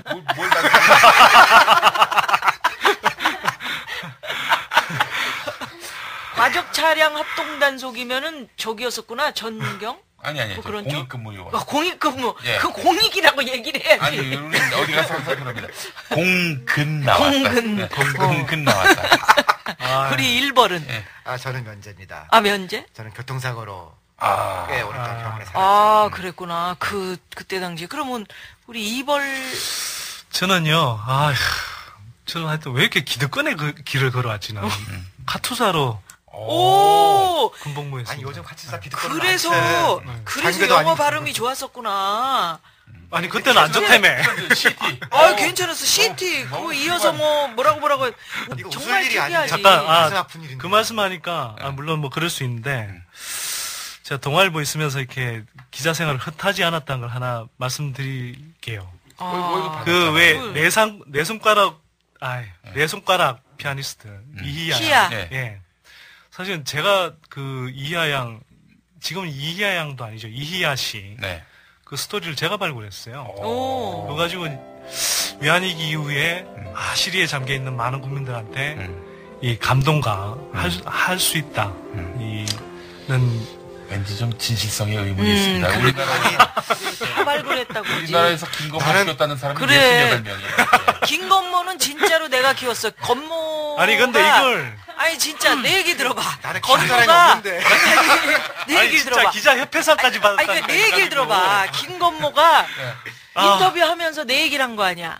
왜냐면 내가 그때 삼순이 브루스라는 SBS 코미디 프로 할 때 김건모가 처음 방송 데뷔할 때 내가 건모를 화장실로 불러들여서 화장실 안에는 금남의 집에 들어갈 수 있는 사람은 딱 한 명이야. 화장실 아줌마. 남자들 서서 소변 보고 있으면 아이고 다리 좀 벌려봐봐 왜 이렇게 질질 흘리고 싸고 그래? 그러면서 막 이렇게 대걸레로 막 닦는 아줌마들. 건모를 내가 화장실에서 만나가지고 거기서 인터뷰했단 말이야. 어느 인터뷰 기사에 있다니까. 그래서 희야를 키웠다고? 아니 나는 거기랑 찍었다는 사람 얼마 전에도 봤는데. 뭐를? 아니 근데 이거는 이하 씨가 직접 쓴 자서전에도 나와요. 제 이야기 선대인이라는 이름이. 선대인 기자라고 나옵니다. 그렇게. 그렇구나. 지금 우리 무슨 얘기하다가 지금. 지금 말이죠. 군대 얘기하다 그랬어. 근데 군대에서 직격탄 얘기하다 그랬는데 얼마 전에 저 군대에서 금서 거기에 못 낀 당신들이 무슨 지금 학자라고 얘기할 수 있어. 그러니까 난 진짜 화나더라고. 제 책 프리라이드하고 세금혁명은 진짜 불온서적이거든요. 우리 김용민 책은 왜 못 꼈어? 글쎄 말이 28세였는데. 아니, 28세. 진짜 많이 갔네. 제목이 그래서 그래. 조국 현상을 말하다. 얼마나 우파적인 냄새가 나요. 조국이 들어가고. 특이한 게 말이지. 불온서적 보니까 그 박성범 앵커 아시죠? KBS 9시 뉴스. 알지. 그 양반하고 그 부인이 신은경 씨 아닙니까? 아나운서 출신. 두 사람의 사랑 이야기도 불온서적에. 아니, 왜? 거기에 뭔 사랑을 빨갛게 해서 그래. 빨갛게 사랑을 게 아니라 반자본주의에서 들어갔는데 아니 두 사람이 사랑하는데 대체 왜 반자본주의야? 우리가 다음 주까지 이걸 신은경 씨 책을 읽고 얘기를 좀 해보자고. 아니 그 책은 왜 들어갔는지. 아니 근데 그런 숫자가 성대모사라는 것도 훨씬 낫습니다. 차라리 그걸 볼게요. 어찌됐건 정부가 나는 그렇게 생각해. 뻑하면은 일본의 어떤 정책, 이렇게 좀 말이 딸리면, 그거 왜 그래요? 그러면, 일본에서 이렇게 먼저 이런 정책을 썼다. 이런 얘기들 하는데, 오늘 보니까 일본에서 종부세하고, 그 다음에 증여세인가? 이거 엄청 높이겠다. 부자들 향해서. 그런 거 왜 쫓아하는지 모르겠어? 절대 안 따라하죠, 그런 건. 아니, 그리고 종부세는 미국도 1% 수준을 하거든요. 근데 우리 0.5% 하는데 그것도 너무하다고 해서 없애자고 했던 게 지난 대선 공약이었고. 만수형님이. 아니 0.5%를 한 게 아니라 0.5%를 최종적인 수준까지 이제 말을 한 거였고 실제로 지금 부동산 보유세율은 0.1%밖에 안 돼요. 지금. 그것도 종부세 없애기 전에. 그것도 지금 못 가겠다고 그러는 거니까 사실은 외국만큼 안 하고 있고 그러니까 지네가 뭐 가져갈 때는 외국처럼 가져가고 뭐 좀 나눠주거나 뭐 이럴 때는 안 하고. 그러니까 기득권 만능이에요. 지네들 좋을 때는 무슨 이런 거죠. 하여튼 기득권 쪽에서 볼 때 좋은 거는, 선진 사례다 그러면서 이제 다 갖고 와요. 그러면서 자기네들한테 안 좋은 건, 이건 현실성이 없고, 현실성이 없다. 시기상조고, 그런 식의. 그런 꼼수를 계속 썼어요. 썼는데. 그러니까. 그게 이제 누적이 되다 보니까 이렇게 이제. 그래도 그전 정권에서는 누군가 뭐라고 하고 그러면 조금 이제 듣는 척 했거든요. 근데 지금 현 정권에서는 너무 안 듣더라고요. 그래서 이게 진짜 전 터질 거라고 봐요, 한 번은.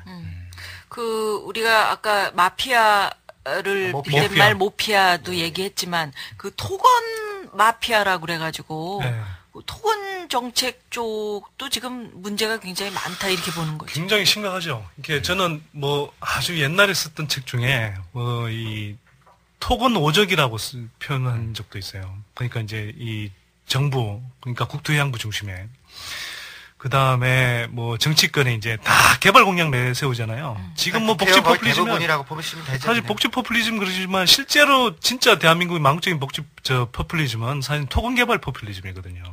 4대강 사업 이렇게 새만금 이런 것들이 다 그런 거고 지방의 유령공항 이런 것들도 사실 다 그런 것 때문에 생겨난 거거든요. 유령까지는 아니에요. 그래도 일본은 진짜 유령공항들이 있는데 아니 이게 BBC에 토핑으로 나왔어요. 유령공항이. 어디 예를 들면 양양공항이 그렇죠. 양양은 거기. 양양 그렇지. 거기가 속초공항하고 강릉공항을 합쳐가지고 양양에다 세웠는데 지금 전기편이 있나요? 있죠. 있는데 서울에서 오가는 건 없을 거고 아마 제주인가 부산인가. 아니 이 사람들의 논리는 참 되게 희한해요. 그러니까 몇천억을 투자해서 공항을 만들어놨는데 손님이 안 다니잖아. 그러면 이게 뭐 부대 시설을 잘 안 해놔서 그렇다. 그래서 부대 시설 만드는데 또 몇천억을 해요. 근데 또 손님 없죠. 늘 그런 식으로 이제 막 계속 증액하는 거죠. 미국의 그 총기 산업이 생각나는데 막 그 왜 총기 난사 사건이 많잖아요. 뭐 이런 총기 난사 사건이 나면은 이제 총기 우리 금지하자 이게 아니라 왜 니들도 딱 하나씩 총기를 갖지 않아가지고 그렇게 당했느냐 이런 식의 얘기가 나온다는 거예요. 샷건까지 가질 수 있게 해주고. 거긴 뭐 무슨 어디 월마트 뭐 이런 데서도 막 총알 팔고 그랬을 때는 정부 정치권 또 그다음에 이제 학계도 있고 뭐 건설업체가 이제 핵심이죠. 근데 저는 오늘 사실 이제 이 이야기를 좀 하고 싶은데 제가 오늘 좀 작심하고 이 이야기를 좀 하고 싶은데 제가 또 전직 기자로서 전직 기자. 네, 전직 기자로서 감 좋았던. 또 한편으로는 제가 뭐 신문에만 있었던 게 아니라 인터넷 포털에도 있었어요. 다음에도 잠깐 계셨어요. 그렇죠.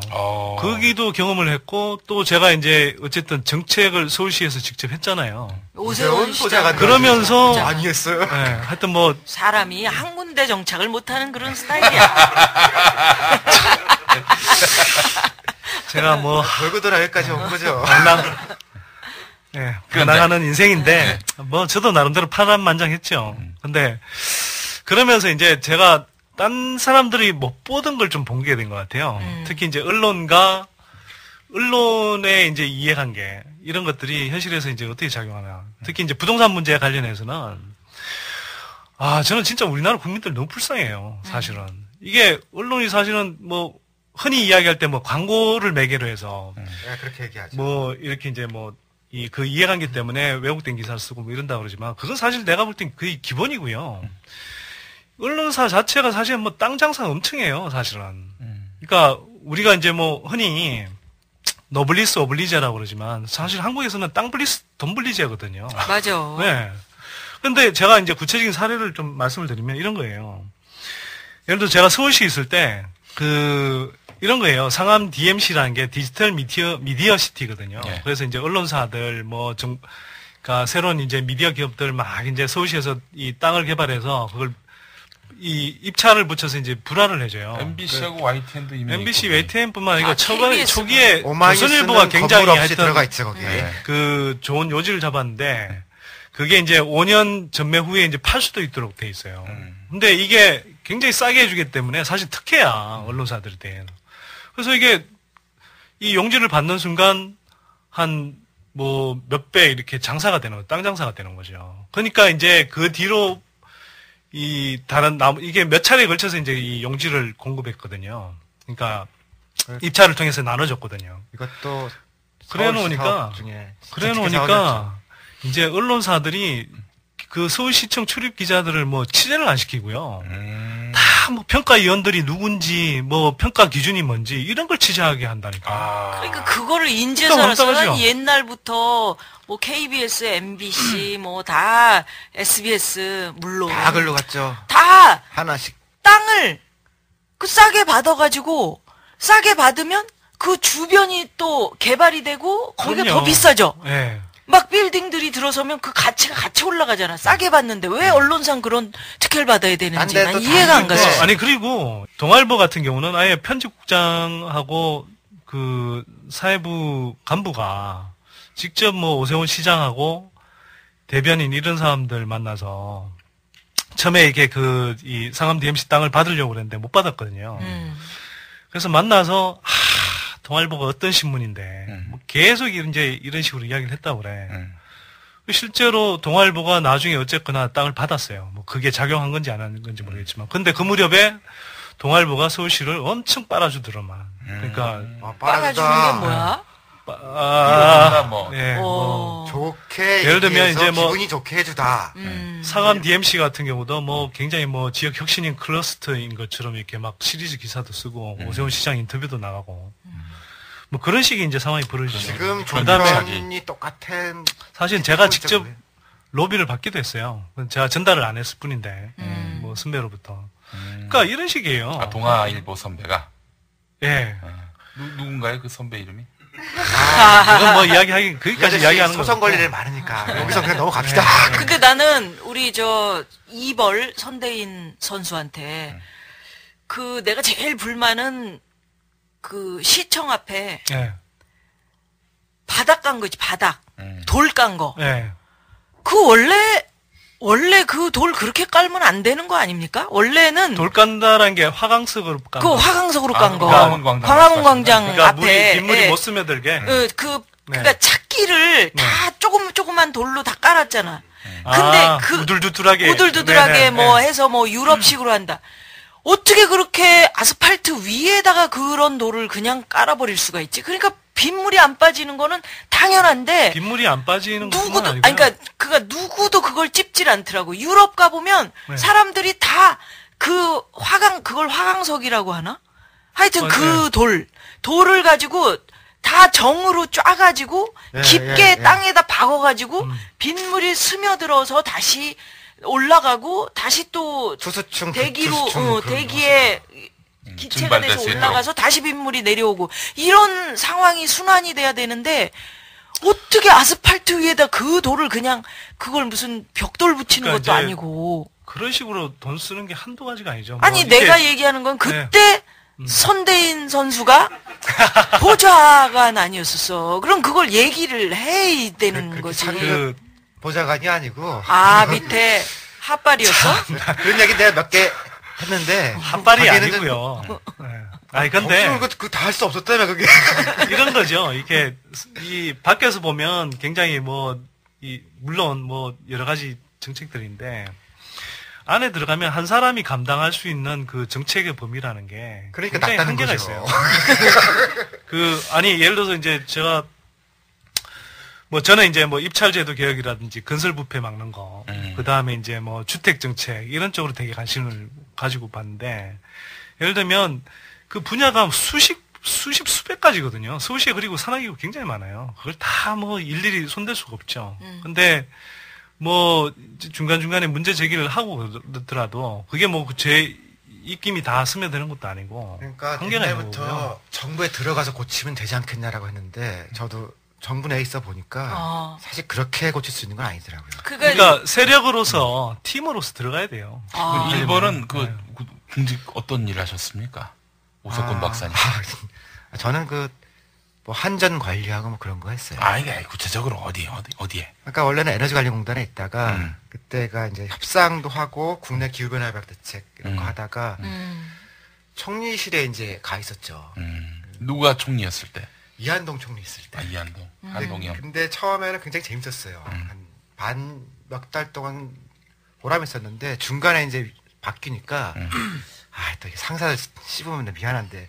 지난주에 씹었잖아. 그래, 이미 씹어놓고. 아니, 저보고는 빨리 하라고 그러더라고. 김치표 장모님은. 제 바로 위에 있던 국장이 지금 금융감독원의 권혁세 국장 시절에. 그 바로 위가 김진표 장관. 그 위는 또 더 끝내서요. 그 장상 총리 서리 때. 그렇게 몇 달. 골고루 다 모셨구만. 도저히 나 못하겠다라고 그래서 다시 에너지관리공단을 복귀했었는데요. 그게 DJ 말기였었거든요. 한참 괜찮다가 올로비 사건 나고 막 그러면서 정부가 굉장히 혼란했을 때 그때 있어 보니까 정부가 잘 돌아갈 때는 그래도 좀 공무원 부패도 막고 이렇게 할 수 있는데 흔들리니까 그때는 개인이 할 수 있는 게 거의 없더라고요. 그렇구나. 지금 금융감독위원회도 사실은 제 역할을 지금 못하고 있잖아. 제 바로 위에 계신 분 얘기를 이제 언젠가 한번 씹어야 되는데, 그 사람들이 저한테 그러더라고요. 야, 남 시켜라. 어떻게 그렇게 몇 달을 같이 밥 먹고 있었는데 욕을 하냐, 그래서. 할래요, 저는. 성격이 원래 그래요. 네. 아니, 그리고 이게 이 메이저 신문의 재테크 팀장이라는 양반은, 그 한나라당의 고승덕 의원이 있잖아요. 알죠, 잘 그 알죠. 양반이 이제 주식 전문가라고 막 그랬잖아요. 왜 그런 분을 키웠어? 왜? 우리 코미디 같이 했었잖아. 아니 그래서 2009년 이제 그 집값이 막 반등할 때가 있었어요. 2008년 그 말 이후로. 그때 그 고비 때 이 강남 재건축을 지금 사야 된다. 그래서 이제 이 재테크 팀장이 또 부동산 정보업체 사람한테 막 이야기를 들어서 어디 사야 되냐. 막 물색을 하고 다니더라고. 그러는데 내가 이제 계속 집값 떨어진다 그러니까 나한테도 좀 불안하니까 이렇게 묻는 거예요. 그래서 왜 묻냐 그랬더니 그런 사정이 있다 이러더라고. 그리고 이런 사람뿐만 아니라 예를 들어 경제지의 기자들 이런 사람들 1가구 2주택인데 뭐 강남에 이제 집이 한 채 있는 거죠. 그러면 강남에 집이 있으면 그 양반 기사를 딱 보면 맨날 뭐 딴 데는 몰라도 강남은 뛴다, 뭐 강남은 불패다, 뭐 이런 식의 기사가 계속 나오더라고. 그러니까 이런 식의 사주부터 해서 사주들은 사실 뭐 이 조선이나 뭐 동아일보도 마찬가지, 조중동 다 그 사주들이 엄청난 부동산 재벌들이거든요. 기본적으로 그렇죠. 예, 그러니까 종합부동산세 같은 거 싫어할 수가 없죠. 그러니까 그런 거부터 광고, 아까도 이야기했지만 이런 식으로 이렇게 특혜 받아서 땅 받는 거. 또 이렇게 해서 사실은 뭐 임대료 수입도 올릴 수 있거든요. 시내 요지 같은 데 있으면. 뭐 조선이나 동아일보 뭐 이런 거 다 시내 요지에 있잖아요. 그다음 기자 개개인의 이런 식의 이제 뭐 유착 구조 이런 것들까지 포함하면요. 이게 기본적으로 집값은, 한국의 집값은 늘 오른다라고 해야 돼요. 그러니까 집값이 증권 내린다고 얘기하는 법이 없죠. 그렇죠. 집값이 떨어질 때는 이제 저점을 찍었으니까 올라갈 거다. 앞으로 오를 거니까 사라. 올라가면 이제 화랑일 거니까 계속 오를 거니까 사라. 뭐 이런 식의. 그러니까 이게 근데 문제는 뭐냐면 이런 식의 이야기들을 듣고 사람들이 이제 하나둘씩 무리하게 이제 빚을 내서 집을 사버리잖아요. 그러면 이 사람들이 나중에 정말 이제 집값이 확 떨어지거나 이런 상황이 가버리면 굉장히 큰 위험한 상황이 돼버리거든요. 그러니까 이게 어떻게 보면 한국 경제에 지금 너무 큰 문제가 되는 거지. 그러니까 내가 누나가 결론을 내면은 지금 강남을 쫓아서 전셋값도 덩달아서 막 그렇게 많이 올라가지 않아야 될 동네에서 막 1억 넘고 막 전세가 더 높이 달라고 하고 하니까 강남을 없애자. 어떻게 없애? 어떻게? 한강을 옮겨? 다 강북으로 그냥 부르든지 뭐 다른 이름으로. 한강을 다 매립해. 네. 그거 괜찮네. 근데 실제로 강남이 주거 조건이 좋지는 않아요. 그러니까 교육 조건은 모르겠는데 기본적으로 이제 그 자살 충동률 같은 거 조사를 해보면은 전국에서 강남이 제일 높아요. 왜 그럴까? 30몇 가지가 있는데 사교육을 많이 시켜서 그렇다는 설이 있고 고층 빌딩에 청소년들이 있으면은 자살 충동을 많이 느낀다는 거예요. 그런 설이 있고 그다음에 대기 조건, 그러니까 공기나 이런 것들이 좋은 편은 아니거든요. 시골 사니까 시골이 좋아. 시골은 좋죠. 이제. 얼마나 공기 좋고 별도 볼 수 있고 달도 볼 수 있고, 그래서 누님이 풀 자연. 광주에 사시죠? 아니 용인. 용인. 그래서 강남이 강남이네. 용인이 뭐가 강남이잖아. 그렇네. 강남. 그 얘기만 저도 강남에 살아요. 이거 끝내고요. 그래서 보건이나 그러니까 아토피 발병 지수 이런 거 해보더라도요. 실제로 아토피도 높고 그 다음에 타워팰리스 등 그런 주상복합 아파트 생긴 다음에 보건이 어떨까를 조사를 하기가 어렵잖아요. 그거 다 감추고 그러니까. 그래서 인근 병원의 내방객 숫자들을 이제 의사들이나 보건이랑 같이 좀 조사를 해봤는데 실제로 이제 감기, 폐질환 이거 다 늘었거든요. 그러니까 문제가 없다고 하는 거는 아까 말씀하신 그 주요 신문사나 언론과 그 다음에 그 자본의 얘기고 진짜로 거기가 이제 뭐 보건에 좋냐, 그 다음에 유아보건에 좋냐, 여러 가지를 해보면은 그렇게 좋은 주거단지는 아니에요. 예전에 누나가 그런 강남의 고층 좋은 아파트에 살아도 봤습니다. 타워팰리스 살았다고 나. 우리 옛날에 살아봤지. 그거는 예전 일입니다. 뭐 오세훈 시장 같은 경우는 이 강남의 초고층 재건축 지금 허용해주게 한다고 한 5군데, 압구정, 뭐 용산, 뭐 뚝섬 뭐 이런 데다가 해주겠다고 그러는데 그걸 어떻게 포장하냐 하면요, 한강 공공성 회복선언이라고 그래요. 그러니까 골 때리죠 이게. 뭐냐면 그냥 초고층 재건축을 해주는 건데 공공성을 회복한다고 말을 바꿔요.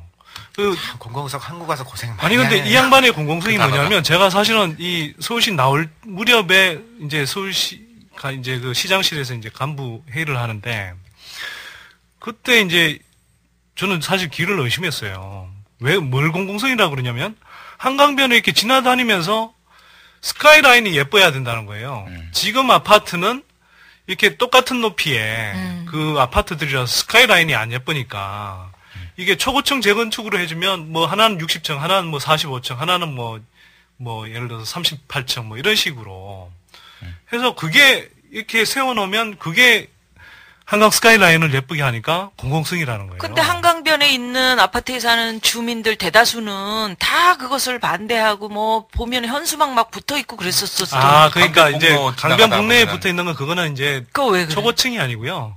그거는 이제 뭘- 오세훈 시장이 이제 뭘 내라고 그랬나? 한강 르네상스를 한다고 그러면서 원래는 용산국제업무지구가 한강변에 접해 있지 않았어요, 바로. 그 아파트들이 있었거든요. 근데 오세훈 시장 들어오고 나서 이제 한강 르네상스를 한다 이렇게 돼버리니까 거기에 이제 심지어는 2005년에 입주한 아파트도 있었어요. 그러니까 지은 지 얼마 안 되는 것도 새로 2007년에 사실은 그 지구를 포함해버렸죠. 아파트 단지. 근데 아파트 단지 주민들한테 아무런 사전 협의나 동의를 구하지도 않고. 그러니까 이제 현수막에 보면 뭐 오세훈 뭐 이 독재 행정 뭐 이런 식의 표현이 그렇지. 있는 거죠. 그래서 최근에 이제 압구정은 주민들이 약간 찬성이 더 많은 것 같고요. 비슷한 건데 여의도 쪽은 반대가 훨씬 많고. 근데 어쨌든 시장님 바뀌시면서 뭐 그런 식으로는 안 갈 것 같고요. 근데 서울은 그나마 이게 문제가 있다 사람들이 얘기를 해요. 근데 진짜 큰 문제는 그러니까 부산에 이제 해운대 같은 데들 있잖아요. 그러니까 부산은 또 서울보다 더 어려워서 지방은 그러니까 지방에 있는 대학 교수들이 무슨 학회, 예를 들면 무슨 도시 뭐 어쩌고 학회, 토건 어쩌고 학회 이런 데랑 거기 학회 비용을 다 거기서 받거든요.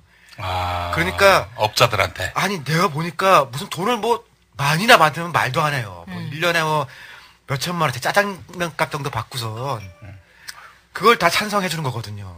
지금 해운대에 있는 저걸 채울 수가 없어요. 그러니까 이게 전국적으로 비슷한 얘기긴 한데 제가 보니까 지역의 주민자치가 잘 돼 있는 데는 그렇게 안 올라가요. 왜냐면 서울도 사실 고향 사람이 없잖아요. 그러니까 여기 지역자치가 없는 거거든요. 부산도 외지 사람들이 생각보다 많고 해운대는 해운대 사람들이 아니잖아요. 그러니까 남이 와서 여기서 한탕 해먹고 가는 바이킹 모델을 지금 우리가 쓰고 있는 거예요. 그래서 우리가 이제 이 전셋값이라든지 이 주택난 뭐 이 값이 마구 오르는 거에 대해서 또 어떻게 결론을 내려야 되는지를 모르겠네. 아, 근데 저는 시장이 움직이는 대로 두면은 안 된다는 생각을 많이 하는데요. 이 토건과 아파트에 관해서는 시장은 그, 뭐 시장- 박원순 시장 말고 저기, 마켓. 네, 마켓. 어떤 사람이 남대문 시장, 동대문 시장 다 가봤지만 이런 시장 처음이야. 박원순 시장. 그래서 그 시장이 움직이는 대로만 해도 지금처럼 나빠지진 않을 거라고 생각하거든요. 그러니까 대통령이 이상하게 개입하거나 대통령 친인척이 개입하는 일만 줄어도 상당히 조정이 될 거예요. 그 전셋값과 관련해서 보면은 제가 전망하는 거는 집값은 많이 내려갈 거거든요. 근데 고층 아파트는 굉장히 많이 내려갈 거고 저층 아파트들도 좀 내려갈 건데 지금 이 사람들이 전셋값 너무 올렸어요. 그래서 70에서 75까지 지금 가 있는 지역들이 있거든요. 근데 이게 3분의 1 정도 만약에 70에서 75라 하면 집값이 100만 원이면 네. 전세가 그렇지, 70, 그렇지. 그게 전세값이라는 전세로. 얘기고. 근데 이게 집값이 전세 한번 보증금? 꺾이면은 일본 사례 보니까 상당히 많이 떨어지거든요.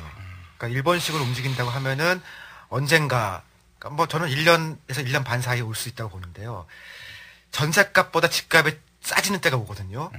그러면은 지금 전세 사는 사람들만 잘 우리가 보호하고 있으면은 집주인한테 집 받고 돈도 받을 수 있는 순간이 올 수 있는 거예요.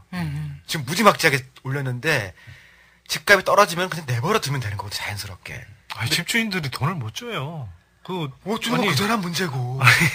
근데 정부에서는 그런 일이 없도록 하기 위해서 인위적으로 집값을 올리잖아요.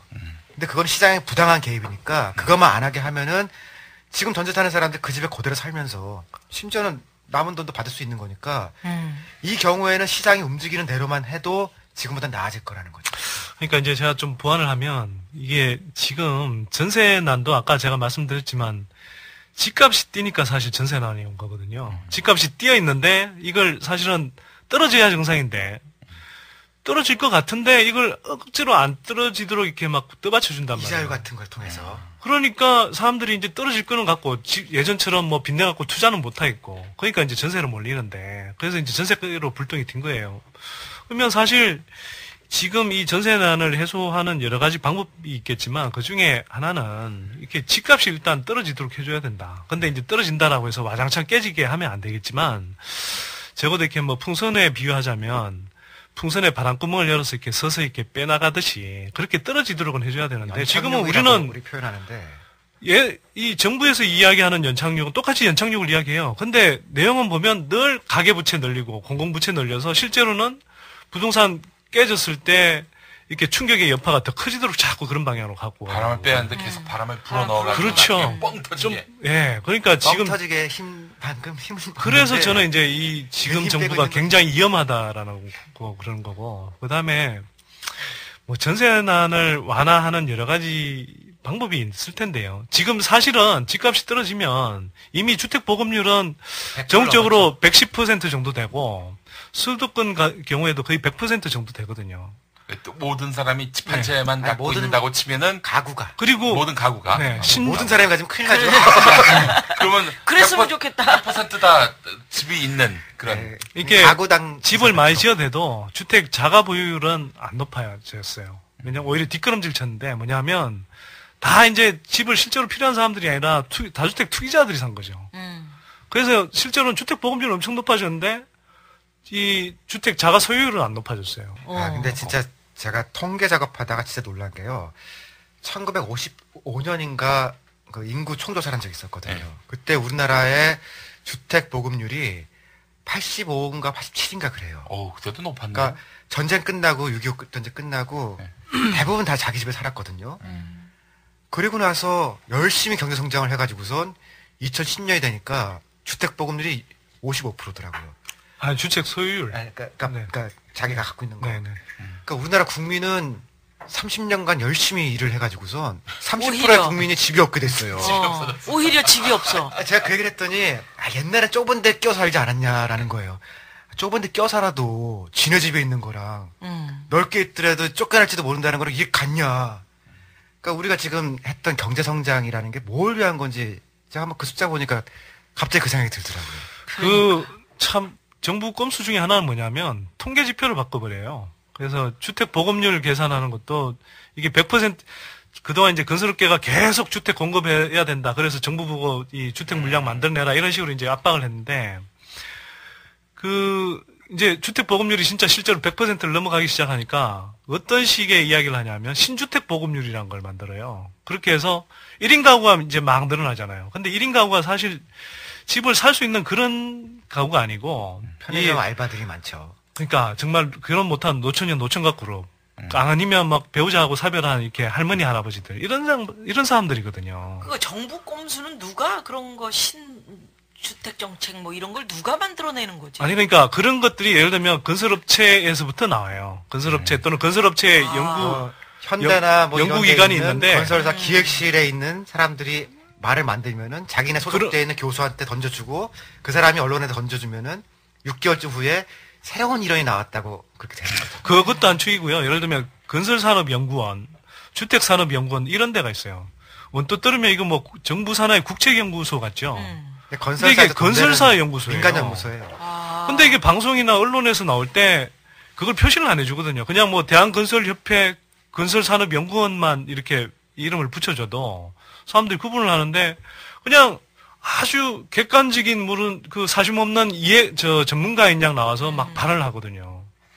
그런 사람들이 늘 건설업체나 아니면 뭐 다주택 투기자들 입장에서 뭐 이렇게 부동산 세금 없애라, 뭐 건설업체 뭐 미분양 물량 매입해줘라, 무슨 뭐 규제 없애라, 뭐 이런 식의 이야기를 하는 거예요. 그 현숙 씨가 나하고 참 친해요. 예, 효녀 가수. 예, 옛날에 현숙 씨가 그 노래를 할 때 이렇게 했어.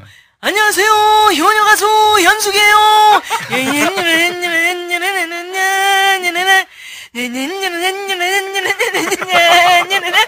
우리 모두 진실을 집시다. 자, 같이 노래를 해. 어? 우리 함께. 자, 시작. 우리 모두 진실을 집시다. 끝. 따라한다고 따라한다. 여왕벌이 시키니까 채찍 들고.